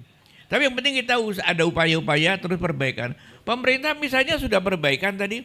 Dari defisit tadi kata Mas Dipo, dari 0,9 sekarang sudah 0,6. Kan luar biasa itu. Luar biasa perbaikannya dalam mengendalikan defisit gitu loh. Aja ada usaha perbaikan. Nah kalau revisi kebijakan, memang ini dikritik tadi oleh Mas Dipo. Ada benarnya, tapi ada juga masalah kalau kebijakan itu perlu selalu diwaspadai. Apalagi di pemerintahan ini yang ada perubahannya itu agak drastis ya, mau ke pasal 33. Dievaluasi, kalau nggak dievaluasi, tidak ada perjanjian dievaluasi, nanti takutnya ada sesuatu memang. Jadi perlu dievaluasi itu kebijakan supaya betul-betul update sesuai dengan keadaannya gitu loh. Jadi ada bagusnya juga gitu kan. Tapi yang penting saya cuma ingin menghimbau agar semua kita rakyat Indonesia benar-benar yang menyintai kedaulatan rakyat kembali ke tangannya rakyat adalah harus memang mendukung kebijakannya Presiden sekarang ini. Karena ini adalah untuk penegakan pasal 33. Itu yang sudah berpuluh-puluh tahun yang mereka itu ya gitu aja ketawa aja selamanya. Dan ini mulai sudah negeri ini sudah terus terang aja sudah tidak ada wibawanya. Kalau nggak digalakin kayak gitu, orang udah nyolongin di mana-mana ya, di ilegal jadi hutan lindung di mana yang nggak hutan lindung udah banjir di mana-mana. Nanti ketahuan nanti juga akan diputih karena ada teman kita lah kira-kira di dalam kan begitu. Nanti jadi udah luar biasa. Dan rakyat itu sudah kayak bengong aja melihat keadaan kayak gini. Makanya ini perlu diambil tindakan. Nah, pengambil tindakan seperti ini sebetulnya belum tentu merugikan perusahaan-perusahaan. Kalau sekarang ini indeks akan begini, rupiah akan begini. Ya belum tentu juga sebenarnya gue balik lagi pasar emang dari dulu begitu. Saya udah pengalaman dari tahun 98 segala macam begitu aja lah pasar itu. Belum tentu dirugikan mereka pemilik-pemiliknya itu. Karena apa? Mungkin kalau udah ada kebanjiran, ada apa, ya tanggung jawabnya berarti udah pemerintah karena udah milik pemerintah. Kita cuman kayak tukang upah pungut aja kayak minyak kan. Minyak apa? Mereka adalah dikasih 35%. Tapi ada persoalan minyak nggak ada kan, nggak ada persoalan minyak dikuasai ini, ada macam-macam kan nggak ada. Minyak hanya semut saja sudah lancar. Nah kalau yang tambang-tambang segala macam dikuasai oleh pemerintah, yang swasta, ya kita udah dikasih 20% misalnya sahamnya ya. Udah kita sebagai pengelola tanggung jawabnya pemerintah, kita ongkang-ongkang aja lah dapat dividen kan lumayan. Kalau begitu. Tapi kalau sekarang ini kan udah nyerokin saja. Itu kan apa? Nyerok apa itu ya? Ngambilin begitu saja. Gayanya petatang-peteteng kayak orang kaya kayak begitu. Ya emang udah kaya sih, ya kan? Tapi kalau coba dipanggil pemerintah, dari dulu presiden ke presiden manggil. Aduh Pak, aduh pegang kepala rugi kami Pak, hancur. Alah hancur apa, duitnya udah di luar negeri, udah dibawa ke luar negeri. Bohong aja itu mereka itu. Yakin saya itu. Gak bisa, harus ditegakkan benar. Kalau minyak dapat berapa 35%, pantas sekarang mereka emang bisa rugi luar biasa. Ini ngambilin aja dari tanah. Kalau mereka itu terus aja yang kaya, saya tidak sentimen dengan mereka orang kaya. Tapi kalau kayak Elon Musk pakai apa otak lah ya. Siapa itu? Mark Zuckerberg apa? Otak. Si siapa? Bill Gates bisa pakai otak. Dan sekarang banyak yang lain-lain yang baru-baru. Yang luar biasa. Yang kemarin apa itu? Yang perusahaan AI itu sampai 400 miliar. Ya, 400 miliar lebih kalah semuanya itu. Anak muda, keringet aja. 400 miliar itu 2 kali APBN kita setahun. Ya kan? Itu boleh. Ini orang-orang ini cuman tambang aja satpam juga bisa dikasih itu. Asal dikasih tambang satpam segala macam bisa itu. Nyerok-nyerokin aja nikel ini itu segala macam gitu kan. Ah, kalau mereka kayak Bill Gates segala macam itu kita appreciate. Betul ini menyebabkan Indonesia itu skyrocketing, naik. Cuman kayak begitu aja ngapain kita? Nah itulah yang saya perlukan orang yang berani. Dan saya kira Prabowo itu adalah berani. Mencoba mendobrak ini. Tapi untuk dobrak ini pada awalnya nih saya kata. Luar biasa itu tantangannya. Digertak. Gua turunin loh ininya. Gua rupiahnya gua bulan depan begini loh. Indeks sahamnya begini. Biarin aja kalau saya bilang. Udahlah. Biarin aja udah. Nanti juga akan balik lagi mereka perdagangannya mereka, duitnya mereka juga. Ya kan? Yang penting yang punya pemerintah aman, tidak dicolongin oleh pajaknya segala macam. Jadi memang ini awalnya akan susah, tapi akan smooth kalau udah jalan. Terima kasih. Sepertinya Pak Fuad ini kurang pas jadi Komut Main ID. Cocoknya jadi Menko Perekonomian, minimal Menteri ESDM lah. Ya kan, gantiin Bahlil ya kan, gimana Pak? Ya kan, kalau ada tawaran seperti, iya saya kira.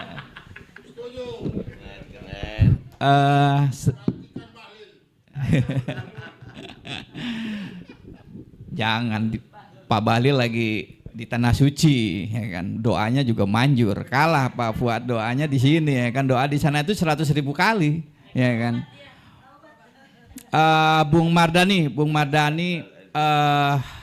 kita tahu bahwa Bank Indonesia itu secara konstitusi harusnya independen, dan tugasnya penting, stabilitas moneter ya, Dipo ya, itu penting sekali. Tapi kita hari ini ya walaupun yang lain ada, tiba-tiba tanpa angin, tanpa hujan misalnya, keponakan presiden ya kan, jadi deputi, ya kan. Kemudian ditanya soal background, ya saya bisa belajar lah, cepat belajar dia bilang. Nah ini terbuktikan bagaimanapun juga rupiah sekarang lagi berat ini. Nah orang jadi ingat lagi, wah ponakannya yang jadi deputi gubernur ya kan, ternyata rupiah tertekan. Ya juga ini soal sumber daya alam ini kita tahu kakaknya, bukan kakaknya, adiknya Pak Presiden, Pak Hasim juga menjadi utusan khusus di bidang energi dan iklim. Ya kan, ya terkait lah energi kan. Ya satgas juga, satgas ini, satgas itu. Ini yang saya ingin saya pribadi banyak sepakat dengan Pak Prabowo. Tapi saya agak terganggu dengan hal-hal yang mungkin remeh seperti ini, ya kan, penempatan orang. Kalau misalnya Budi Jiwandono ditaruh sebagai ketua fraksi Gerindra, itu saya bisa maklum karena itu urusan internal partai. Tapi ketika jabatan-jabatan publik, saya tahulah Pak Fuad, saya suruh membuat list 500 komisaris BUMN yang orangnya si ini, insya Allah minggu ini saya bisa. Bisa saya. Nah, Betanya bisa. ya. Dan sebagian besar itu saya tahu. Saya tahu siapa dia tuh, saya tahu gitu. Dan itu ngeri. Ngerinya apa? Untuk BUMN blue chip besar, bahkan bukan komisaris, direksi. Saya tahu track record mereka.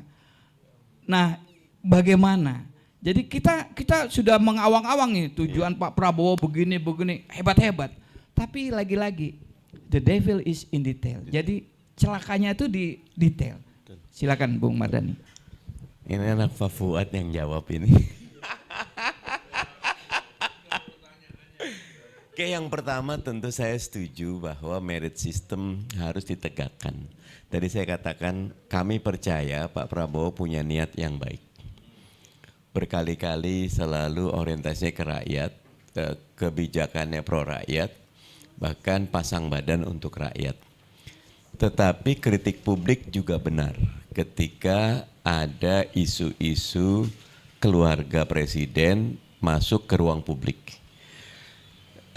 Tommy sama saya cukup dekat. Waktu Anies Sandi saya ketua tim, Tommy bendahara ya. Jadi kami tektokan dan punya kapasitas dan long story tuh dalam bab pengelolaan keuangan keluarga perusahaan-perusahaannya Pak Prabowo. Jadi kalau kapasitas tidak ada masalah, tapi publik wajar mempertanyakan karena isu KKN masih suka ada ya, isu tentang pelibatan keluarga bagaimanapun itu menjadi sesuatu yang sensitif. Saya setuju kalau Pak Prabowo betul-betul mempertimbangkan bab ini sehingga tidak mengganggu niat baik Pak Prabowo. Di luar itu semua, transparansi, akuntabilitas, merit system, termasuk partisipasi publik buat saya itu satu catatan. Terakhir, saya tetap lagi sedih nih, Pak Fuad nanti boleh sampaikan, otonomi daerah. Sekarang nih daerah tuh kering sumber dayanya. Bener, Undang-Undang Cipta Kerja itu mengambil otoritas dan anggaran daerah yang sebelumnya ada dengan Undang-Undang Ciptaker zaman Pak Jokowi. Sekarang dengan TKD dikurangi menjadi lebih berat lagi. Padahal kita tahu bahwa makin jauh jarak anggaran dengan end user itu transmisinya belum tentu semulus yang kita pikirkan, bisa jadi ada decoupling dan lain-lain. Kalau saya lebih setuju, sekarang nih di undang-undang pemerintahan daerah 78% urusan itu diserahkan ke daerah. Pusat cuma 22%. Tapi kalau kita hitung anggaran 75% buat pusat. Cuma 25% untuk yang memikul beban 78. Ini kalau enggak segera, walaupun timnya Pak Prabowo sudah bilang, kan Koperasi Desa Merah Putih juga di desa. MBG juga di desa, sekolah rakyat juga di desa, desa petani nelayan juga di desa. Benar, tetapi manajernya atau pengguna anggarannya bukan daerah, tapi kementerian di pusat. Nah, antara kementerian pusat dengan daerah tuh kadang-kadang mensana in corpore sano. Lo kesana gua kesono gitu loh. Maunya daerahnya apa, dapatnya apa. Nah, sehingga buat saya harapannya Pak Prabowo segera mengembalikan otonomi daerah itu kepada teman-teman di daerah. 514 kabupaten kota, 38 provinsi itu harus dianggap sebagai tangan-tangan kepanjangan dari Pak Prabowo dalam rangka mewujudkan keadilan ekonomi. Begitu. Baik, ke Bung Dedi, saya masih menyambung pertanyaan saya ke Bung Mardhani tadi bahwa saya yakin Anda sepakat dengan saya, ada banyak pandangan publik terhadap posisi-posisi yang berada di pemerintahan, baik itu di kementerian, lembaga, apalagi BUMN, itu diisi oleh orang-orang yang menurut publik tidak atau kurang pas lah, banyak sekali. Saya tidak ingin menyebut nama-nama, mungkin kalau Bung Dedi mau menyebut lebih suka saya. Anda menyepakati itu atau Anda punya pandangan lain? Silakan Bung Dedi. Ya, memang salah satu dilema kinerja pemerintah kita itu karena memang tata kelola politiknya memang cenderung tidak terdistribusi secara profesional, sehingga yang menjalankan kekuasaan itu hanya kelompok-kelompok kecil yang mungkin dalam secara teori disebut sebagai oligarki gitu ya. Kelompoknya itu saja begitu. Apakah itu bermasalah? Mungkin secara praktik tidak. Bahkan dulu di era Presiden Soeharto juga sudah ada itu, tapi ada buku yang saya baca itu pernyataan Pak Harto sebelum menunjuk kolega-kolega beliau meminta arahan dulu, apakah keliru kalau misalnya saya tempatkan si A si B, ya undang-undang masalahnya kan tidak melarang. Oh iya, tidak keliru gitu. Cuma yang menjadi persoalan adalah apakah kemudian publik punya trust terhadap tokoh-tokoh itu, satu. Yang kedua, apakah memang punya kapasitas yang terbukti hasil dari kinerjanya itu kemudian berdampak dalam waktu yang signifikan. Nah, di Indonesia selama ini kan tidak demikian. Hampir banyak tokoh-tokoh yang dipilih meskipun dalihnya adalah profesional, punya latar belakang yang sesuai begitu, tapi jadi masalah adalah publik tidak percaya. Yang kedua adalah dampak dari kinerja juga tidak langsung terasa, minimal dalam 100 hari pertama atau 1 tahun pertama kinerja saja itu tidak terasa, sehingga kondisi yang demikian itu menambah masalah. Belum lagi kalau kemudian pemerintah kita itu lebih banyak dikuasai oleh kelompok-kelompok eksternal di luar dari kewenangan pemerintah. Nah, itu menurut saya menjadi catatan. Apakah di negara lain tidak ada yang melaksanakan semacam menunjuk orang-orang yang ada di sekitarnya? Saya kira ada. Di Singapura itu saya kira para menterinya juga tokoh-tokoh partai politik. Bahkan pemilunya di sana juga kalau dikatakan senyap-senyap, tiba-tiba terpilih kembali Perdana Menteri yang sekarang partainya juga menang secara dominan, tapi masalahnya memang tidak ada kompetisi. Apakah kemudian tokoh-tokoh partai politik dari pemenang pemilu di Singapura itu kemudian lambat bekerja? Nah, faktanya tidak. Nah, itu yang cukup disayangkan. Secara praktik KKN-nya dalam tanda kutip kita sama dengan Malaysia juga sama, dengan Singapura juga sama, tapi dampaknya berbeda. Di Malaysia itu kalau dikatakan apakah mereka ada korupsi? Ada. Para sultan di Malaysia itu tidak tinggal di Malaysia, mereka tinggal di Swiss, tinggal di Perancis, segala macam. Pulang mungkin hanya hari-hari besar, hari raya, karena mereka harus muncul ke permukaan, memberikan lambaian tangan ke rakyatnya. Tapi pembangunannya tetap terjamin. Kenapa begitu? Karena tata kelola politiknya sudah berjalan, kebijakannya sudah dipenuhi, meskipun siapapun yang jadi presiden, siapapun yang jadi perdana menteri, aktivitas politiknya tetap akan sama. Nah, di Indonesia saya kira yang belum terjadi itu. Makanya beberapa waktu lalu ketika ada wacana misalnya, ini mungkin agak jauh dari ekonomi tapi akan berdampak. Ada wacana tentang penghapusan pemilihan kepala daerah secara langsung, akan dilakukan secara representasi melalui DPRD. Itu secara kasat mata atau dalam hal secara fisik kebijakan, saya termasuk yang setuju. Kenapa? Karena memang kita terlalu boros dalam pemilu. Kalau DPRD itu sudah dipilih oleh rakyat, harusnya DPRD itu juga punya beban mewakili kebutuhan publiknya. Salah satunya adalah menentukan siapa yang memimpin di daerah. Itu satu. Yang kedua, kalau kepala daerah itu dipilih langsung oleh DPRD, maka mau tidak mau dia tidak lagi mengklaim bahwa dia dipilih rakyat, kemudian bisa berseberang dengan partai politik yang ada di DPRD, kemudian kadang-kadang berseberang dengan pemerintah pusat. Artinya sinkronisasi pemerintah pusat bisa berjalan dengan daerah lebih mudah. Nah, itu mungkin salah satu upaya kalau kemudian itu terjadi, otonomi daerah bisa berjalan. Sekarang itu dampak otonomi daerah atau dampak desentralisasi terhadap pengembangan ekonomi itu hampir tidak terasa. Tadi Kanda Mardhani misalnya menyampaikan bahwa sekarang sudah ada perbedaan dengan dulu, setoran daerah sudah tidak sebesar dulu misalnya.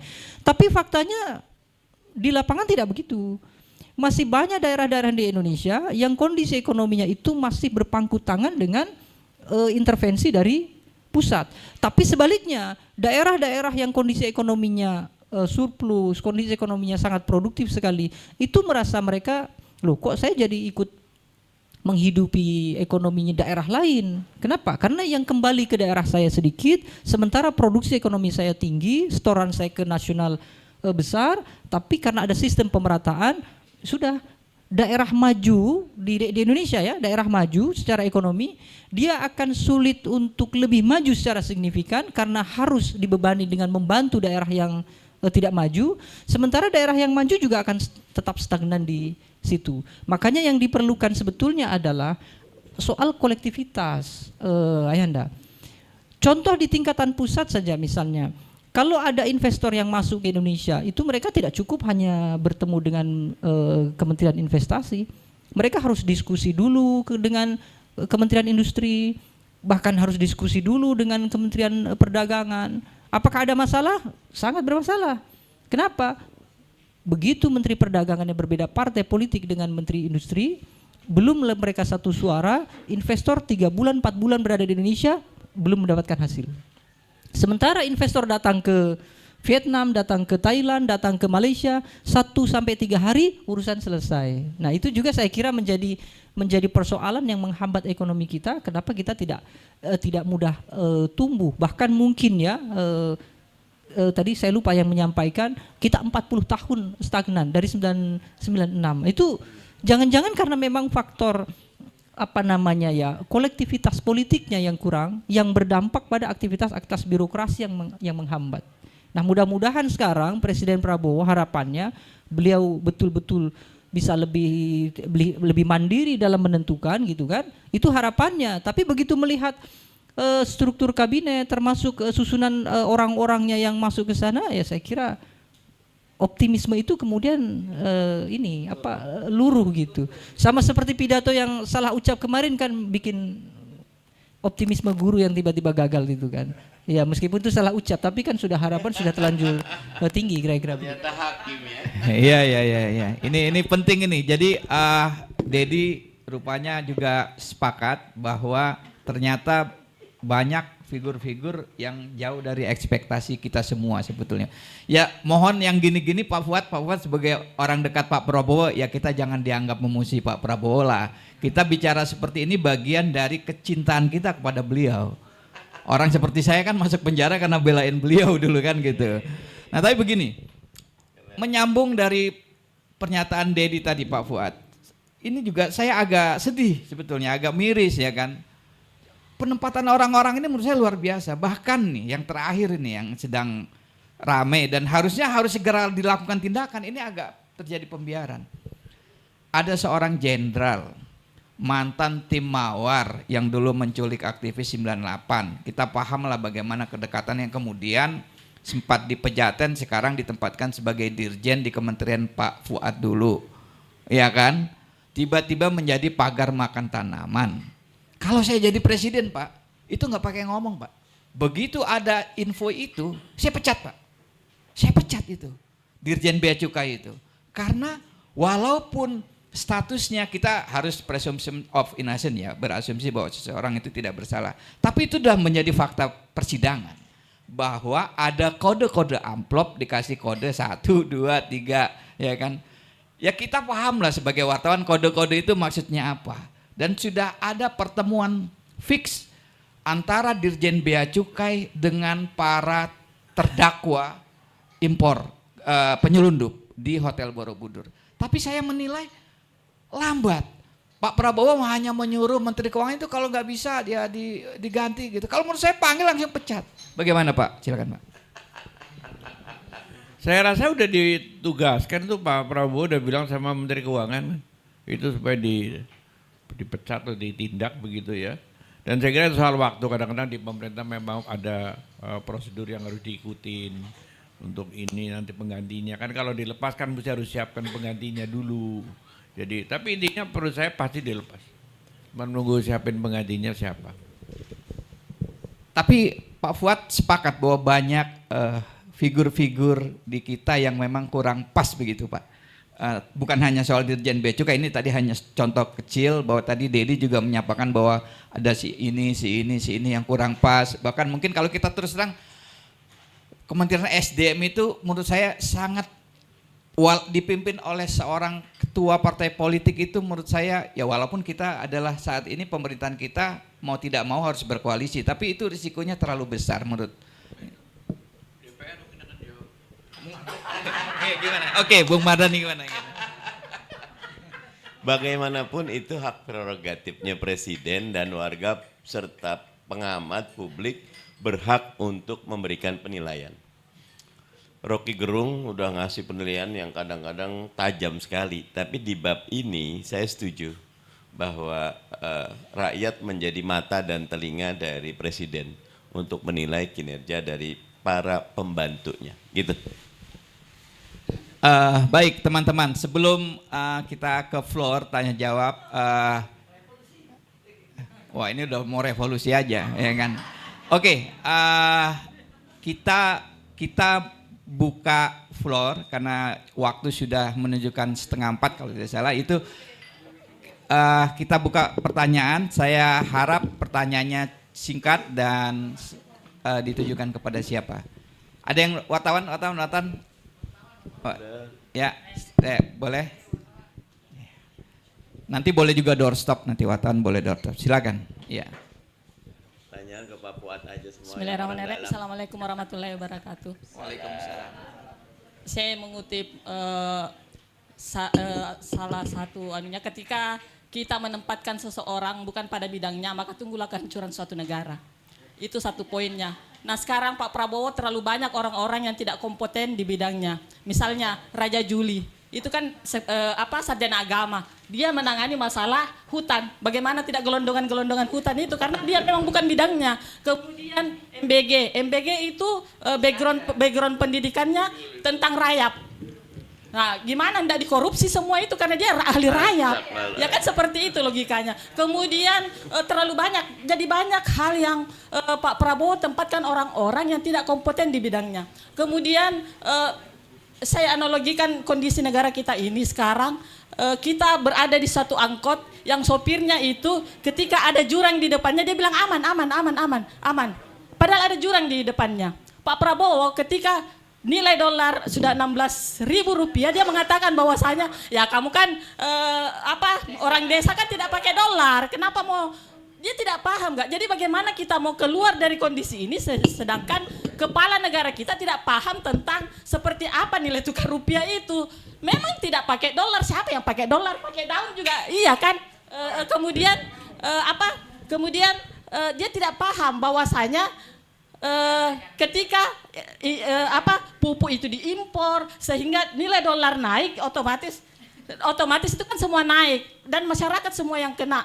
Nah akhirnya saya mau mengatakan seperti ini Pak, bagaimana kita mau keluar dari krisis seperti ini kalau pemimpin kita tidak paham tentang nilai dolar, tentang ekonomi. Jadi paket komplit lah kita di negara kita ini. Presidennya tidak mengerti, orang-orangnya juga tidak paham. Jadi hancurlah negara kita ini seperti Baik. itu kan. Nah Pak Fuad, maksudnya pada saat kondisi seperti ini kan pernah dialami juga ketika B.J. Habibie. Tetapi Pak B.J. Habibie itu negarawan sejati sehingga ada hal-hal yang dia kesampingkan untuk kepentingan rakyat. Tetapi Pak Prabowo ngotot dengan MBG-nya. Kemudian menumpuk-numpuk utang dan lain sebagainya. Itu kan yang membuat kita rakyat menjadi miris. Kemudian pulang jalan-jalan ke luar negeri. Datang-datang emosi, marah, ngata-ngatain. Jadi rakyat semakin sudah terjepit, miris, dikata-katain lagi. Nah itu seperti itu kan. Ya, Baik. Jadi, semoga ini sampai Oke, saya koreksi sedikit. Kayaknya Pak Prabowo kalau soal utang itu warisan dari Pak Jokowi. Ya kan, berapa? 10.000 triliun ya kan. Pada zaman Soekarno dulu ada namanya mengatasinya itu dengan mengurangi nilai mata rupiah. Misalnya dari 1.000 ke 1 rupiah. Apakah itu bisa dilaksanakan sekarang di Indonesia atau seperti apa jalan keluarnya ini Pak? Kemudian yang kedua Pak Ali Sera, kondisi kita ini kan ibaratnya Pak Fuad aja cukup. Jadi Pak maksud saya begini, saya Oke, pertanyaannya Pak, silakan. Saya Pak Ali Sera. Satu Maksudnya lagi, gini, kita kan ini Pak, maksudnya kita rakyat ini sudah betul-betul nggak tahu melangkah kemana, cari jalan keluarnya kemana. Saya hanya berharap misalnya Pak, ada tokoh, salah satu tokoh yang mau menggerakkan seperti apa sih jalan keluarnya ini, seperti revolusi itu Pak. Ini sudah tidak bisa ini Pak. Jadi jangan kita merasa bahwasanya sekarang orang mau cari amannya sendiri, pejabat, partai, semua cari aman. Tetapi saya berharap dengan partai PKS, saya anggap partai PKS itu manjada wajadah, bersungguh-sungguh dan akan dapat. Itu manjada wajadah yang saya lihat. Jadi telaten kemudian seluruh Indonesia kan sudah ada Pak. Nah bagaimana Bapak kalau menggerakkan saja gantikan Amin Rais dulu 98. Saya kira itu saja jalan keluarnya Pak. Baik. Terima kasih. Mudah-mudahan PKS tetap istiqomah. Tapi tadi jawaban-jawaban beliau ini sudah agak-agak kelihatannya udah ini. Baik, siapa yang akan Pak Fuad dulu? Pak Fuad sebentar. Pak Fuad semua itu. Wah, Ini saya dapat pertanyaan dari orang PKS berat ini. Ya kan? Dan melindungi PKS-nya lagi itu. Nah begini, redenominasi itu mungkin saja dilaksanakan. Artinya, tapi cuman penyebutannya aja. Bisa ya, perkara akan dilaksanakan oleh pemerintahnya itu kapan atau jadi atau tidak itu soal lain.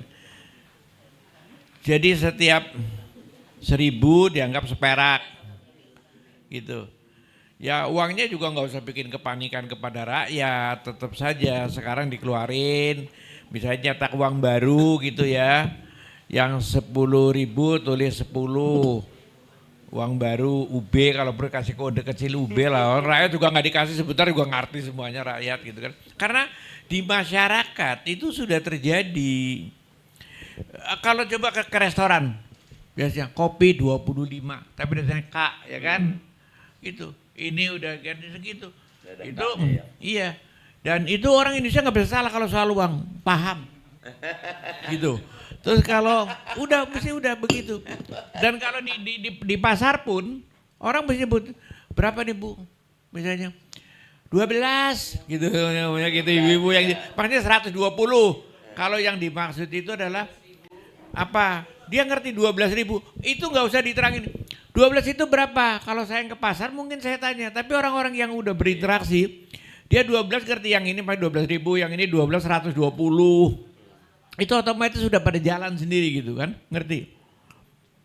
Jadi tapi kalau nyebut kenapa lagi itu ngerti, itu maksudnya ini otomatis nggak usah pakai terangin, jadi udah betul-betul jalan mulus.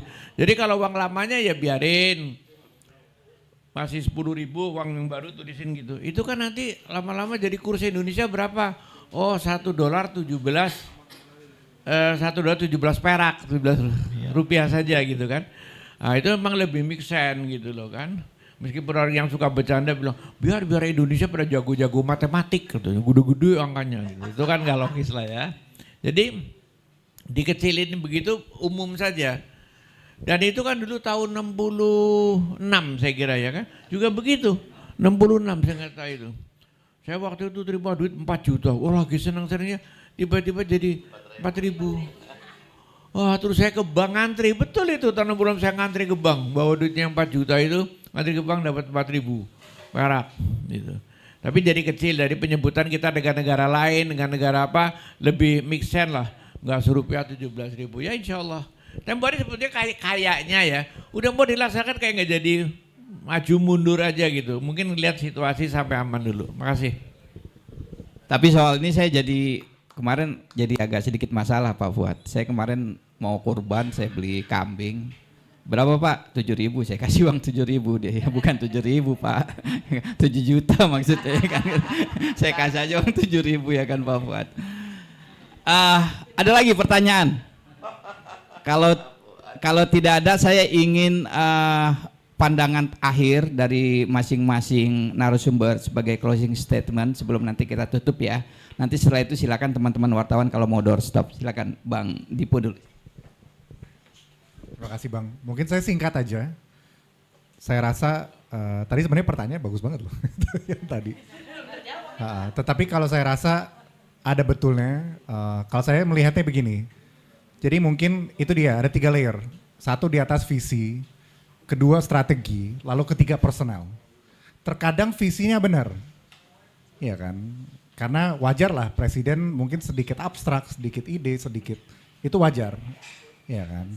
Nah si strategi ini terkadang tidak matang, ya kan? Nah cuma kita biasanya lihat tadi yang 3 itu, yang layer personal.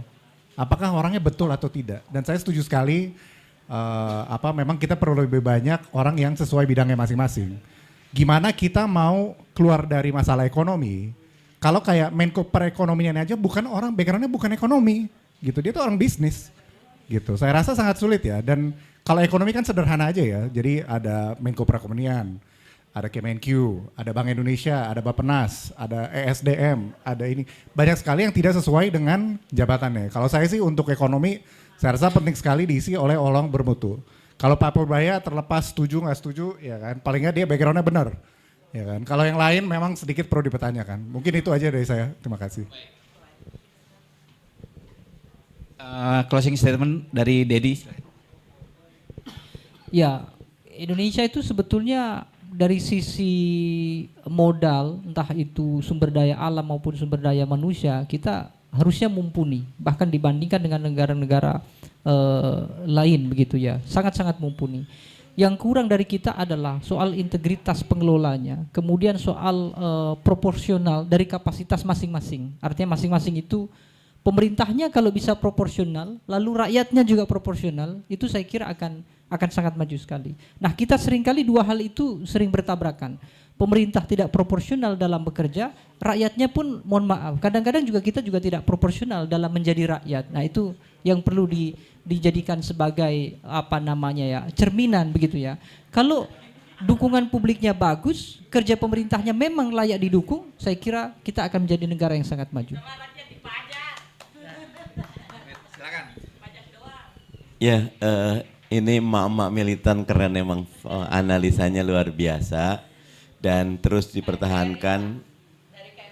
Oh, KNPRI luar biasa, terus dipertahankan semangatnya, tetapi memang saya ngelihatnya gini, you cannot find a new land with an old map ya, Anda tidak dapat menemukan pulau baru dalam peta yang lama. Pak Prabowo lagi coba bikin peta baru. Yang peta baru itu kita harus coba pahami, renungi, tapi memang saya setuju. Banyak pihak tidak jumping gitu, dan proses dari Dipo nyampaikan harusnya siapa yang menjelaskan, siapa yang memaparkan, sehingga nah mungkin satu kelebihan Pak Jokowi itu sering dialog sama tim pendukungnya. Mungkin Pak Prabowo perlu duduk bareng tuh dengan jalur dengan tim obor rakyat dengan apa sehingga ada dialog ya. Jangan satu pintu terbatas, tapi memang mendengar dari semua sehingga akhirnya punya kebijaksanaan yang mampu, karena ada niatnya baik, caranya baik, tapi prosesnya juga harus baik. Memilih orang-orang yang baik, momentumnya juga harus baik. Memang tidak mudah, tapi di atas semuanya sekarang presiden kita adalah Pak Prabowo Subianto. Beliau tugasnya berat, kita doakan sehat, kuat, tetapi saat yang sama juga betul-betul mengabdi buat rakyat. Di beberapa kebijakannya sangat berani. Kalau buat saya bilang yang dilawan bukan oligarki dalam negeri saja, ini mafia luar negerinya juga luar biasa, dan itu tidak mudah. Kalau tidak kuat-kuat ya banyak hal bisa terjadi. Kaktus Delima, kerusuhan akhir Agustus 2025 itu kami nyebutnya gitu Pak Fuad, Kaktus Delima itu salah satu warning. Tentu kita tidak berharap Indonesia hard landing, dia soft landing, yang penting take off-nya bagus. Insya Allah sesuai dengan target 2045 kita jadi negara maju. Makasih. Betul, kita mau soft landing aja, makanya daripada itu penegakan pasal 33 itu sebetulnya pilihannya adalah udahlah mau diambil sama sekali, ini kalau perlu ditahan, kalau orangnya pada macam-macam, banyak dosanya lah itu, nyolongin pajak segala macam.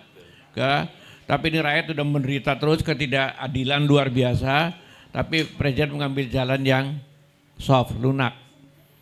Makanya mohon untuk dapat dukungan yang luar biasa supaya ini bisa dilaksanakan pasal 33 ini. Dan memang tantangannya karena banyak seperti tadi saya lihat segala macam. Mudah-mudahan dengan kita rakyat bersatu, insya Allah semuanya akan terlaksana dengan baik. Sekian, makasih. Kawan-kawan, kita sampai di penghujung acara. Jadi suatu ketika Amirul Mukminin Sayyidina Umar Ibnu Khattab mengumpulkan para sahabat di Madinah Al-Munawwarah. Ketika itu Madinah menjadi pusat kekhalifahan Islam. Dikumpulkan para sahabat bertanya, saya mencari seorang yang keimanannya kuat, cerdas dan memiliki kepemimpinan untuk kujadikan sebagai gubernur di Kufah. Kufah itu kalau sekarang terletak di Irak, kira-kira begitu, di sebelah timur Irak Kufah sekarang. Seorang sahabat Sayyidina Umar berkata, wahai Amirul Mukminin, aku punya seorang kandidat yang sesuai dengan kriteria engkau. Siapa? Kata Umar. Abdullah ibnu Umar. Wajah Sayyidina Umar memerah, marah. Walaupun anakku masuk kriteria yang tadi sudah kukatakan, tapi demi Allah aku tidak akan mengangkat anakku menjadi gubernur Kufah. Wassalamualaikum warahmatullahi wabarakatuh.